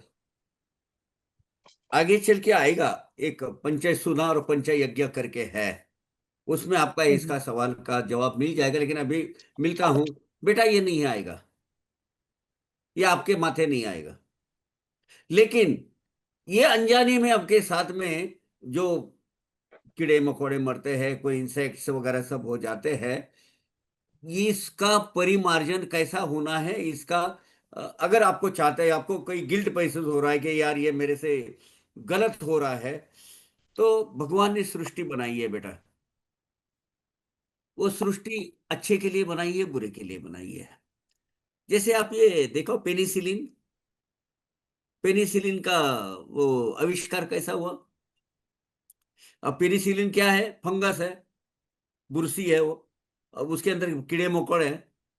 लेकिन जब बुखार आता था, उसके वो जो बुखार के कीड़े मकोड़े देखा, तो ये कीड़े खा के वो खत्म होता था। तो वो पेनिसिलिन का इंजेक्शन लगाया गया। अब पेनिसिलिन जो इंजेक्शन अंदर अपने अंदर जाता है, वो ये भी क्या है? ये भी कीड़े मकोड़े ही है, एक सूक्ष्म जीवाणु है। और जिससे वो सूक्ष्म जो दूसरे क्या बोलते हैं, जीवाणु है अंदर जो गए हुए, वो भी मरते हैं। उसे हम क्या कर सकते हैं डेली रोजमर्रा में? जैसे आप तो छोड़ो, आपको तो बहुत पुण्य का काम और अच्छा काम करते हैं, आप सर्वश्रेष्ठ हो। वो चूल्हे में अपन लकड़ियां जलाते हैं। अब लकड़ी के अंदर कितने घरौंदे होते हैं, छोटे छोटे इंसेक्ट के, वो जल जाते हैं। 5 टाइप के जो पाप है, हमसे अनजाने में होते हैं। उसकी आगे बहुत अच्छी डिटेल में बाबा ने दी हुई है। कंडनी, चुल्ली, मार्जनी, उदकुंभी। उदकुंभी बने पानी का घड़ा सर के ऊपर लेके आने के बाद, सर के अंदर जो पूरा, अभी आपके एक तो बहुत सारे लोगों के बाल कम हो गए हैं, नहीं तो जुए नहीं है, लाइसिल लाते हैं, लाइसिल। नाइस। जुए इधर के मारने के लिए। वो यहाँ आने के बाद उसके जो कीड़े मर जाते हैं, क्या करोगे? घर के अंदर खटमल हो गए, अपन वो स्प्रे लाते हो, क्या करोगे? अपना अपनी खुद की हिफाजत करना आपका काम है। कंडनी, जब आप एक चीज चीज काटते हो या ग्राइंडिंग करते हो, बहुत सारे कीड़े मकोड़े मर जाते, क्या करते हो? उसके लिए आगे लिखा है, उसके लिए 5 यज्ञ बोले हैं। देव यज्ञ, पितृ यज्ञ, मातृ यज्ञ, अन्न यज्ञ, वो दिया है आगे। आपको ऐसा लगता है तो वो अच्छा सोचते हो, बहुत डेप्थ में सोचते हो। आई रिस्पेक्ट यू बेटा। अगर तुम मेरे से उम्र में छोटे हो तो मैं बेटा ही बोलूंगा तुम्हें। मुझे ऐसे लोग बहुत बातें हैं। आपके दिमाग में जो गिल्ट आया है ना अभी बेटा, वही परिमार्जन है। अरे, मैं प्रकृति ने इसको ये काम दिया है, इसके बावजूद कि बच्चा ये ऐसा सोचता है। भगवान के लिए बहुत प्रिय हो आप। ओम साई राम। डिटेल में हम आगे लेंगे, डिटेल में उसमें क्या देखना है आगे देखेंगे। लेकिन ये एक्ोपेशनल है। तुम्हारा शरीर, रोड साफ करना, कड़ा कड़ा कूड़ा कचरा निकाला, और कूड़े कचरे में कुछ कीड़े मकोड़े उसके साथ जाते हैं। You can not do anything for that. और ये तुम्हारा कर्तव्य का एक हिस्सा है। इसका जो पाप है अपने आपके माथे पे नहीं आएगा, गारंटी के साथ। ओके। थैंक यू काका for explaining this. Thank you so much for asking this question. काका एक एक क्वेश्चन ही ले पाएंगे आज? मैं एक क्वेश्चन ले रहा हूँ, सबसे नहीं, पहले ले लो, लक्ष्मी जी और का बहुत था। है, 10 मिनट है। जी जी, नहीं नहीं, क्वेश्चन बहुत सारे हैं, मल्टीपल क्वेश्चन नहीं, एक क्वेश्चन एक बंदे एक का। एक एक एक लेते जी जाओ। जी जी। लक्ष्मी जी ने सबसे पहले क्वेश्चन रेज किया था, फिर मैं निशा जी पे आता हूँ। सूक्ष्म शरीर will take away the vasanas from the body. क्या क्या क्या क्या? सूक्ष्म शरीर will take away the vasanas from the body. That means सूक्ष्म शरीर itself is आत्मा। Please explain. क्योंकि आत्मा ही सब नहीं। वासना लेके जाती है, क्योंकि आत्मा ही हाँ। सब वासना लेकर जाती है, ऐसा हमने सुना था। और गीता में भी लॉर्ड कृष्णा ने बोला था। सो बोथ सूक्ष्म शरीर एंड आत्मा दोनों भी एक ही हैं क्या जी? Question mark. ये क्वेश्चन है जी एक लक्ष्मी। मिनट, एक मिनट, तो गलत हो रही है थोड़ी आपकी। एक है, कौन से हिसाब से? देह जे जे कर्म करे, आत्मा भोगी तो नंतर, जैसे जाचे कर्म तैसे फल दे तो रे ईश्वर। आप बोलते हैं मेरी आत्मा को क्यों मलिन हो गई, आत्मा ने क्या पाप किया? आत्मा तो शुद्ध है, आत्मा तो परमात्मा का स्वरूप है। आत्मा यहाँ आपके अंदर बैठा है, वो साक्षीभूत है ना। जो आपका शरीर, आपका आपके जितने भी पाप करते हो या दुष्कर्म करते हो या करते हो, कौन उसका साक्षीदार है? यहाँ बैठा हुआ भगवान है ना, जीवात्मा। हाँ जो जी। जीवात्मा का एक स्वरूप, वो क्यों होने देता है ये?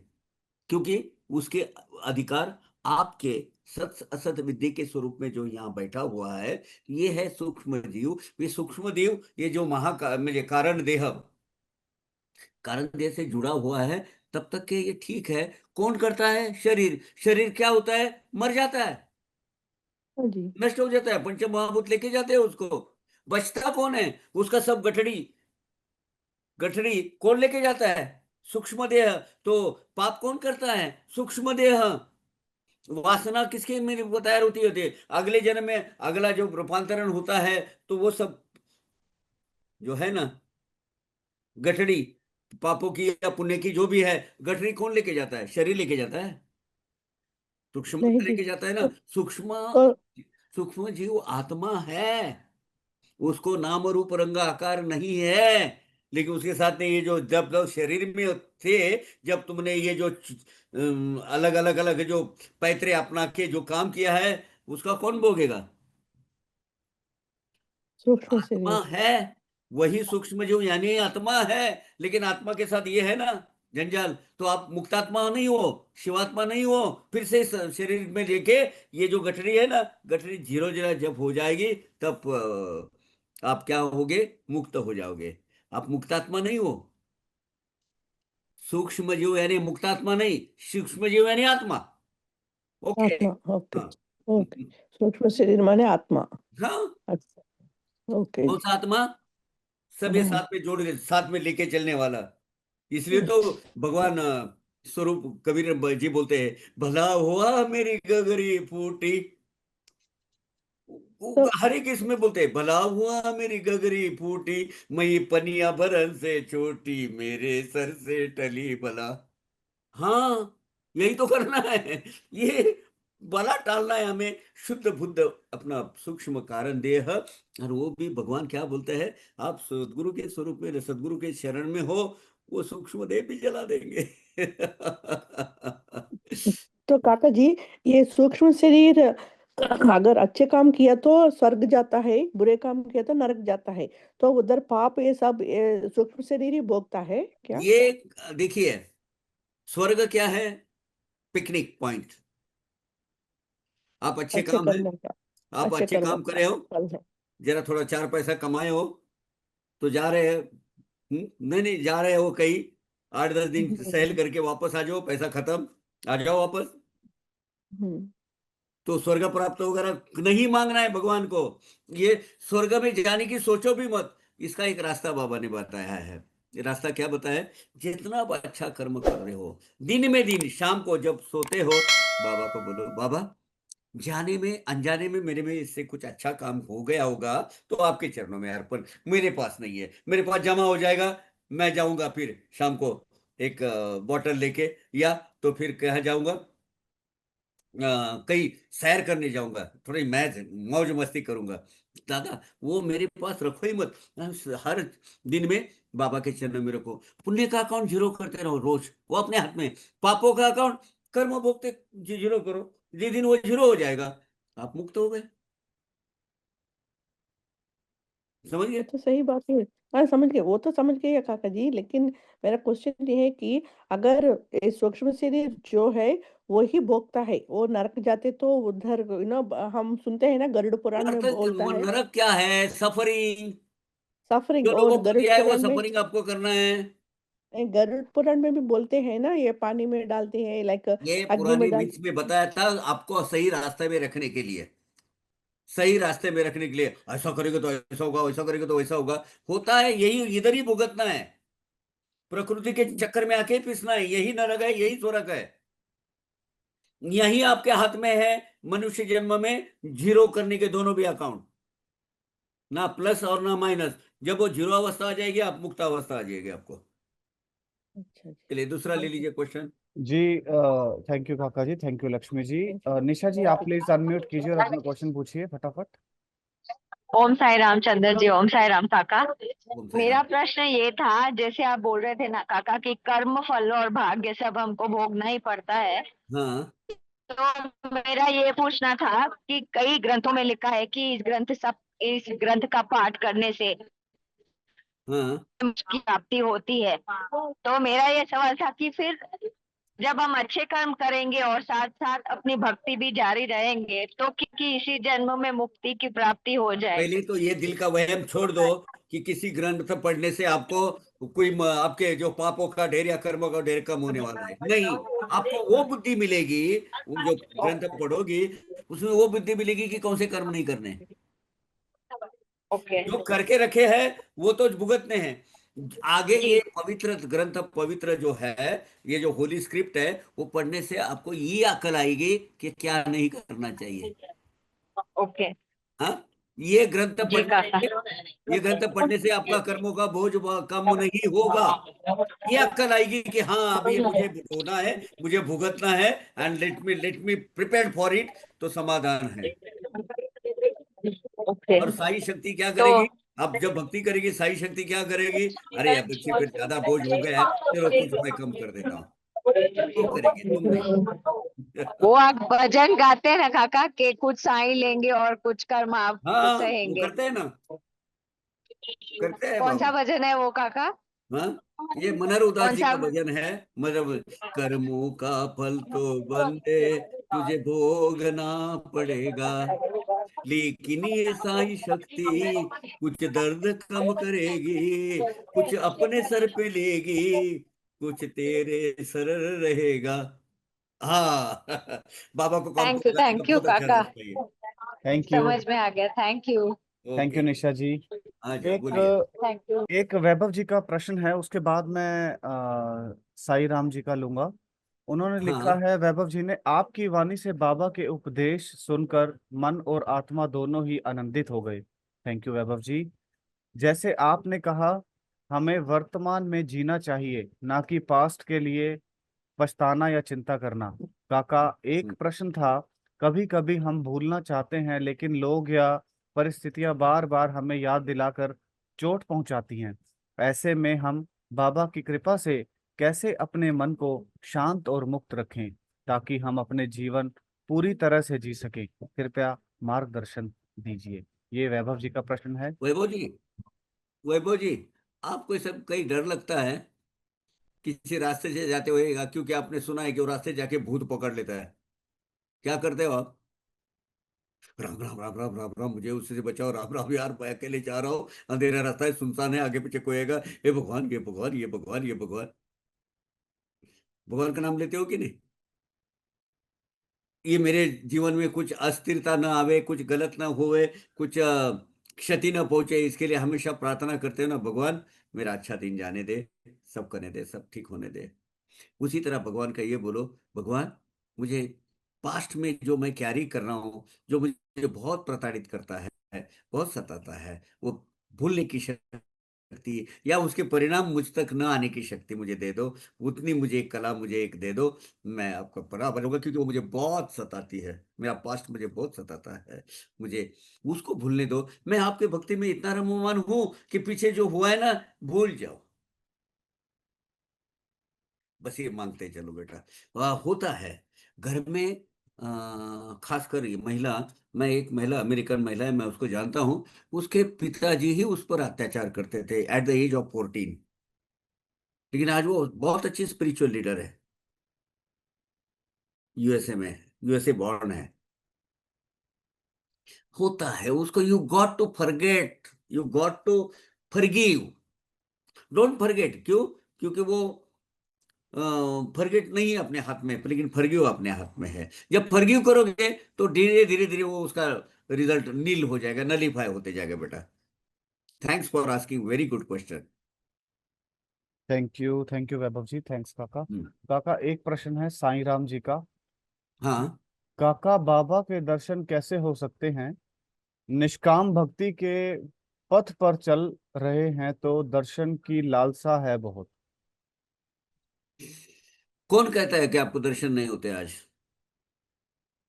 आपको मैंने सगुण साकार रूप में साहब बाबा साक्षात आपके सामने खड़ा होने चाहिए, ये आपकी अपेक्षा है। फर्स्ट ऑफ ऑल ये सोचो कि जो जरूरत क्या है उसकी। आपको महसूस नहीं होता कि बाबा आपके साथ है? बाबा आकाश के रूप में, अवकाश के रूप में, प्रकाश के रूप में, ध्वनि के रूप में, अनुभूति के माध्यम से, स्वप्न दृष्टान के माध्यम से हमेशा आपका गाइडिंग फोर्स रहे है बेटा। तो ये गाइडिंग फोर्स जो है वो, आप यहाँ बैठो, ध्यान लगाओ, हाँ, वो ध्यान लगाओ और ध्यान के अंदर बैठो। बाबा आप मेरे सर पर हाथ रखिए जरा, आप देखिए, सब लोग भी कर सकते हैं। शांति से बैठिए, नीरव शांतता, टोटल एम्प्टीनेस, कोई मन में विचार नहीं, कोई आ नहीं रहा है, कोई जा नहीं रहा है, मैं हूं और मेरे बाबा मेरे पीछे मेरे सामने खड़े हैं। भगवान आपका हाथ मेरे सर पे रखिए प्रभु। हाँ हाँ, मुझे अनुभूति हो रही है, आपका हाथ मेरे सर पर है। देखिए वो सेंसेशन आ रहा है मुझे, वो मेरे बाल थोड़े से खड़े हो रहे हैं प्रभु। हाँ, आप मेरे साथ हो, बस यही मेरे साथ ऐसा ही रहो प्रभु। मुझे और कुछ नहीं चाहिए आपसे। साक्षात मेरे सामने खड़ा होकर मैं आपको एम्प्लॉय नहीं करना चाहता हूँ बाबू प्रभु, मैं आपको कष्ट नहीं देना चाहता हूँ, दुष्ट नहीं देना। जब आपके दिल में आए तो आ जाना, कौन से भी स्वरूप में कैसे भी आएंगे, आप मेरे साथ है मेरे मालिक। Thank you Baba, thanks a lot. ये जरा दिन में करो 5 मिनट, भगवान के अस्तित्व की अनुभूति आपको प्राप्त होना स्टार्ट हो जाएगी। अभी देखो मेरे बाल अभी भी रोंगटे खड़े हो रहे हैं, उसके ऊपर ऐसे खड़े होते हैं, बाबा अभी स्पर्श करके गए। आपको सगुण साकार भक्ति के रूप में बाबा को क्यों, अभी उम्र हो गई उनकी, बूढ़े हो गए हैं, उनको उठा के सामने लाना चाहते हो? वो सूक्ष्म रूप से, वो तो परमात्मा परमेश्वर है, किसी रूप से कभी भी स्वरूप में आपके पास आएंगे आपके ऊपर संकट आएंगे, वो आपके जरूर पड़ते, वो संकट के टालने वाली जो शक्ति है, वो संरक्षक शक्ति है, वो तो बाबा ही है। इससे बाहर आ जाओ बेटा। आई थिंक वो लेवल पे आने के लिए टाइम लगेगा, लेकिन मुझे बाबा ने दर्शन देने चाहिए साक्षात, ये आग्रह छोड़ दो। दिए है किसको? मुझे दिए है। 1968 में मैं जो 10th स्टैंडर्ड में था, बाबा प्रत्यक्ष आए हैं। लेकिन लेकिन उसके बाद कभी ऐसे अनुभूतियां बहुत आई, बहुत अनुभूतियां आई। हमेशा वो गाइडिंग फोर्स, वो ड्राइविंग फोर्स, वो संरक्षण कवच जो है, वो मेरे साथ में है। इसकी अनुभूति मिल जाती है, बस हो गया।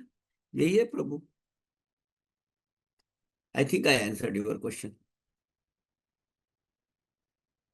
आगे। काका जी, एक छोटा सा प्रश्न है सूर्य कला जी का।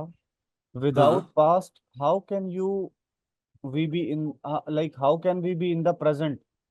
उन्होंने बस इतना ही लिखा है कि बिना। यही तो टेक्निक है।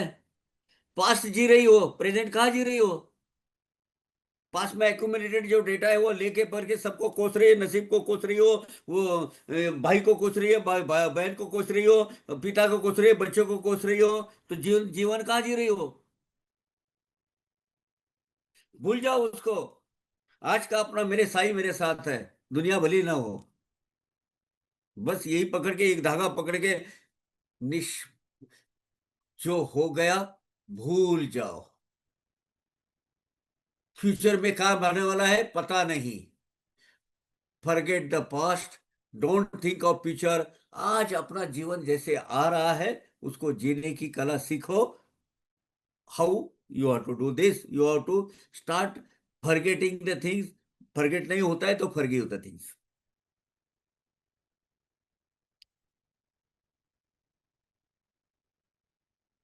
अध्यात्म इतना आसान समझ रहे हो? उसके लिए काफी पापड़ बेलने पड़ेंगे। पहले तो भूतकाल भूलने की कला सीखो, उसके बाद भूतकाल में जो हुआ है वो हुआ है।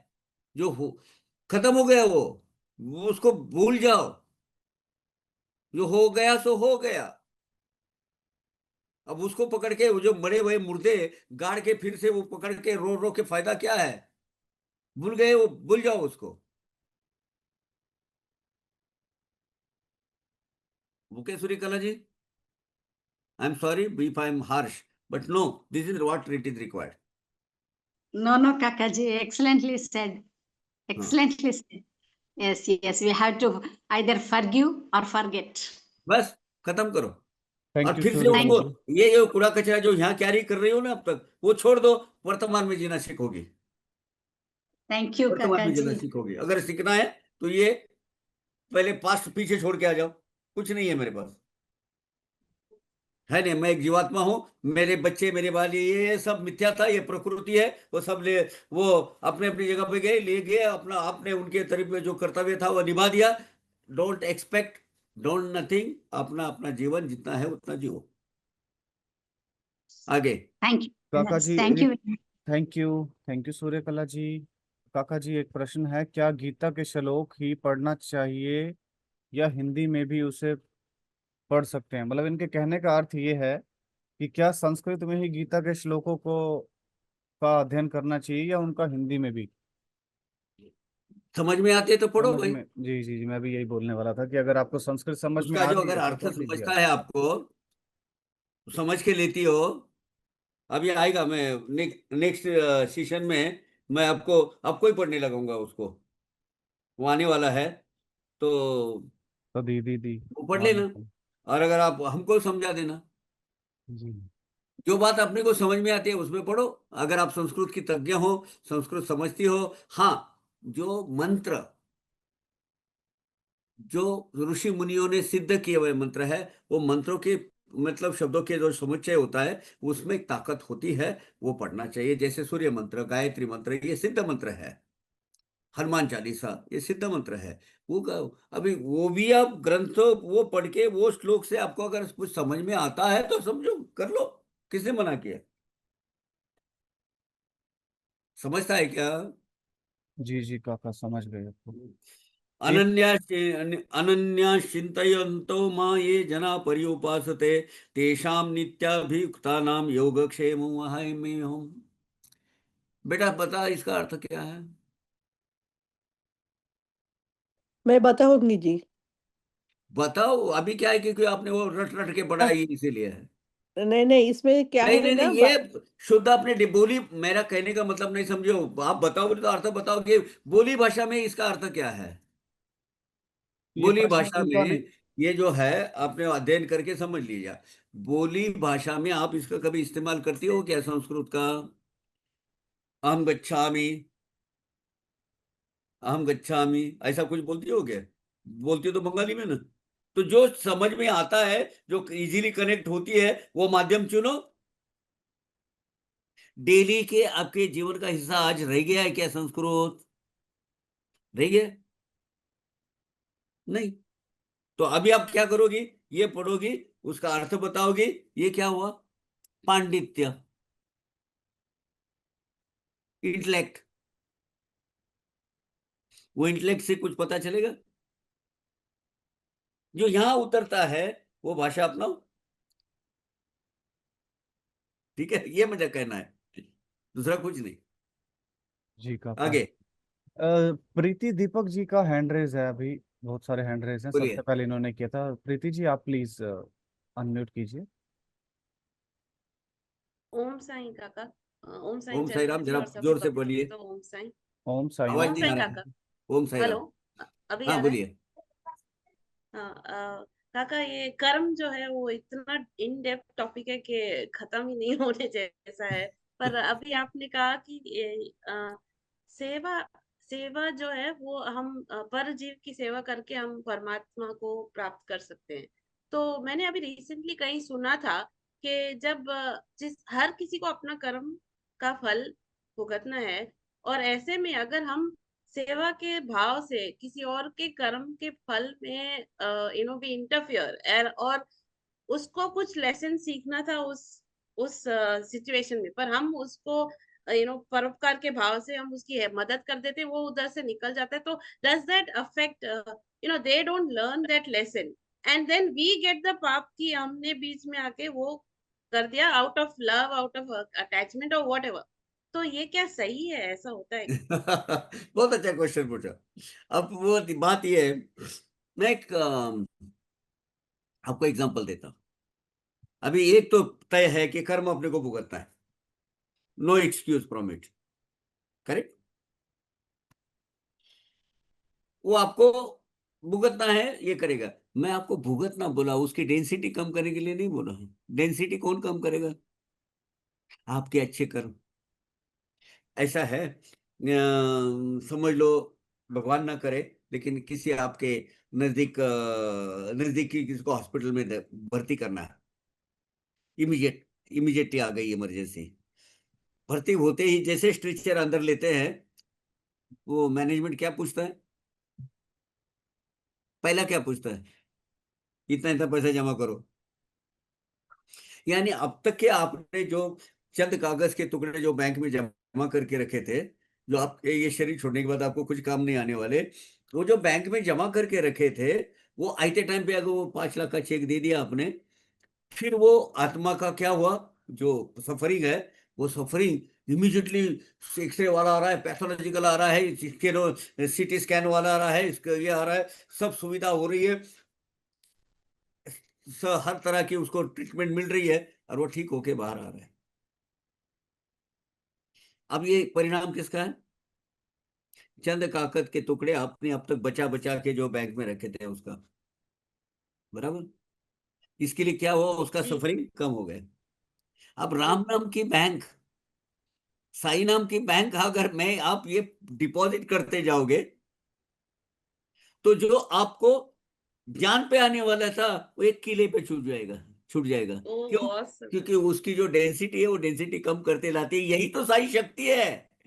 जितना सुपर। कर्म अच्छा करोगे, आपके जो पुराने कर्म है, उसकी डेंसिटी कम होते जाएगी।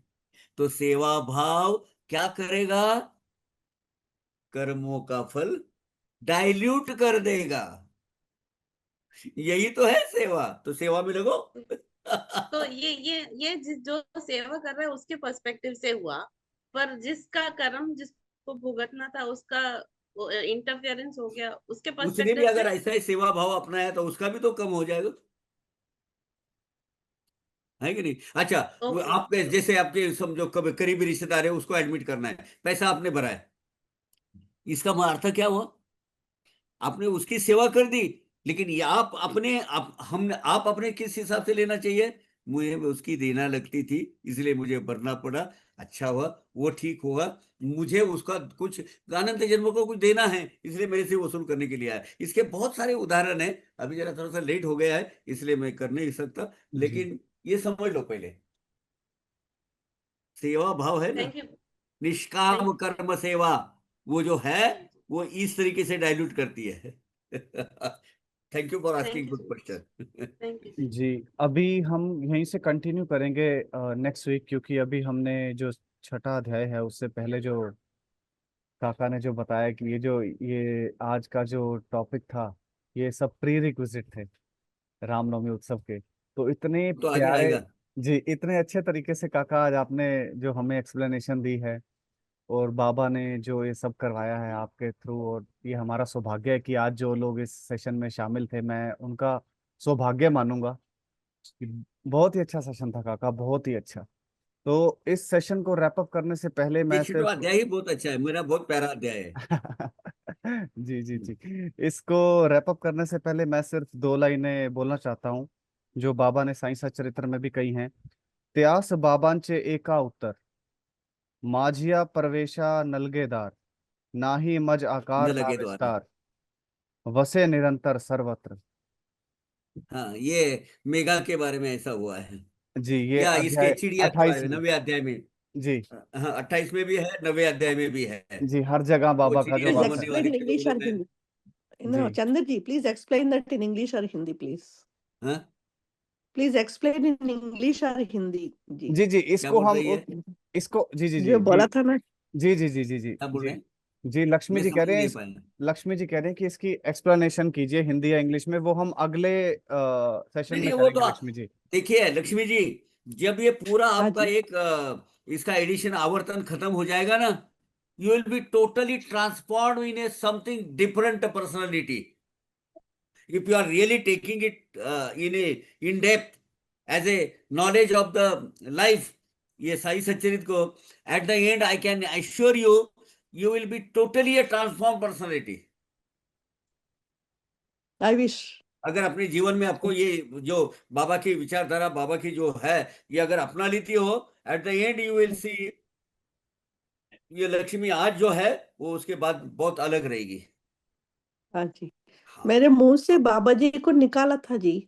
मैंने मेरे सपने में बाबा जी ऐसा पुटपत बाबा करते हैं ना ऐसा मुंह से सब निकालते हैं ना, नो ऐसा कमेंट्स ऑन कुछ दिस, चीजें निकाली।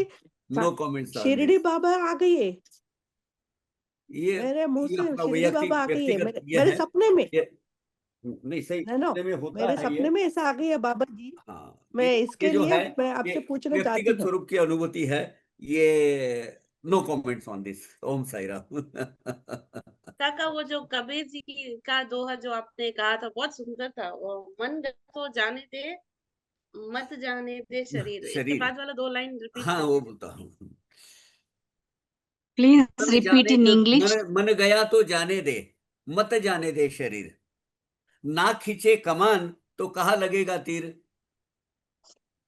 कमान ना खींचे तो तीर कहाँ लगेगा। वेरी कमान नाइस। खींचना मतलब अपने शरीर को कार्यान्वित मत करो, मन में आया आने दो।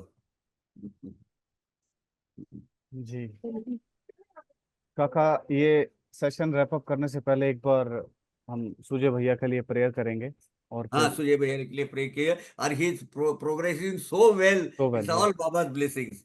वो चुपके से कुछ खाया है कल, हाँ जी, डॉक्टर को कैडबरी, ना बताते हुए। कैडबरी का चॉकलेट। हाँ। ओम साई राम, मैं बात करने वाला हूँ आज उससे। जी जी काका, ओम प्लीज साई आप राम। मुझे भी कॉल पे ले लेना। ओम साई हाँ राम। जी, ओम साई राम। ओम भगवान साई राम, भगवान हमारे सबको सुख शांति दे। सूर्य भैया को जल्दी से ठीक करे। बहुत प्रणाम अच्छी करना स्पीडीली उनकी प्रॉब्लम। रिकवरी हो रही है। ओम Sai Ram, Om Om Sai Sai Ram, Om Sai Ram. Ram. Thank you everyone for Om Sai joining Ram. this satsang Om today. Sai Ram. Baba Om की Sai कृपा Ram. हम सब पर बनी रहे। Om Sai Ram. Om Sai Ram. Thank you, ओम साई राम। Kaka. Thank you, Chandra ji. Om Sai thank you Ram. Nisha ji. ठीक ओम लगा। साई। एक काका एक बात बोलना इनलाइटनमेंट चाहूंगी, इनलाइटनमेंट होता है। अगर अलाउ करें तो। जी जी प्लीज। बहुत अच्छी। ओम साई राम। ओम साई राम। एक चीज सिर्फ बोलना चाहूंगी, आज का जो सेशन था वो इतना रिलेटेबल और इतना मजा आया। बोर तो शायद मेरे ख्याल से किसी को भी नहीं लगा होगा। बहुत सबने अपने अपने एक्सपीरियंसेस आज को बहुत रिलेट मजा आया। करके जरूर आज कुछ तो नया और अच्छा सीखा है। आई एम वेरी बहुत थैंकफुल कि आज का जो सेशन बहुत बहुत मजा आया। ये सारी क्यों तो चीजें थैंक हैं, यू। हमें सिर्फ समझना है। जी ये क्योंकि अभ्यास वर्ग है। दिस इज जस्ट हाँ हाँ, यस अभ्यास वर्ग है ये। बस सही है। नहीं, सारी चीजों स्टार्टिंग को में जैसे समझने भी की कोशिश क्वेश्चन, है। करेक्ट क्वेश्चन भी, वो जो जिन्होंने बोला था कि इंसेक्ट्स को हाँ, मारना पड़ता है, कोई चारा नहीं है करके काम है, तो फ्रॉम दैट सेल्फ बहुत सब कुछ जो आपने उसका एक्सप्लेनेशन भी दिया ना, अरे सीधी बहुत बात है, कसाई है, ठीक है। हर संडे को मुर्गी लेने वहां उसके पास जाते हो, मुर्गी वो काटता है, क्या उसका पाप सही उसको लगता है? उसका तो प्रोफेशन है। पाप को तो आपको लगना है। उसका प्रोफेशन है वो, उसको नहीं। अरे इस हालत में हर एक जेल में फांसी देते हैं, वो जल्लाद फांसी का फंदा तैयार करता है, वो लटकाता है, वो क्या उसको ऊपर जाएगा? बराबर वही। वो तो उसके कर्मों से उसको मिले, इसका तो काम है, उसका जल्लाद उसका काम है, वो फांसी देगा, उसका उसके ऊपर नहीं निकलेगा। हाँ, मतलब एक एक चीज सब इतना रिलेट हो जाता है अपने साथ। बहुत सही में, टू ट्रूली टू एक्सपीरियंस हमारे अंदर क्या नया हम ला भी सकते हैं, सीख सकते हैं, क्या अपने जीवन में अपना सकते हैं। Very very thank you. Thank you. Om Sai Ram. Om Sai We Ram. should Om we Sai should Ram. learn so much Thank from you. you, Kaka बोलिए ji. बोलिए बोलिए, जिसको बोलना है बोलने दीजिए। जी We should learn so much from you. You know, you are like a ocean of knowledge. आपके पास इतना नॉलेज है, आपके पास इतना भगवान के लिए कौन बोल रही है? इतना प्यार है, कौन बोल रही है? इतना प्यार गुरु के लिए। मैं हाँ, ये लक्ष्मी बोल रही हूँ। बाजू में पंप लेके बैठा है कि टायर में हवा भर रहे हो? नहीं नहीं नहीं, ऐसा बिल्कुल नहीं जी। नहीं नहीं, मैं ऐसे नहीं करती हूँ ना। नहीं लेकिन नहीं नहीं, ये आपको सब बाबा की कृपा है, बाबा की कृपा है, ये सब बाबा करवा ले रहे हैं। अपना ना उसको अपने श्रेय अपने पास आप जाता है, ना उसका ये जाता है, जैसे वो बाबा करते हैं करवा लेने। आप आप आपके प्यार इतना है बाबा जी से, बाप रे बाप। आपको बाबा जी के नाम लेते ही आपका आंखों में आंसू आ रहे हैं। आप आपके जैसे बनना मैं भी चाहती हूँ काका जी, मैं भी ओम बनना साई चाहती हूँ। राम। भगवान की कृपा से इससे मैं भी बनूँ। नेचुरल थैंक इसमें यू, होता है, ये थैंक यू। नेचुरल ही है। अपने बाप का नाम लेंगे तो कोई ये नहीं होगा। मेरे सब तारनहार वही है, तो वही करेंगे ना सब, है ना। ओम साई राम। बिल्कुल चलिए। बिल्कुल, थैंक यू।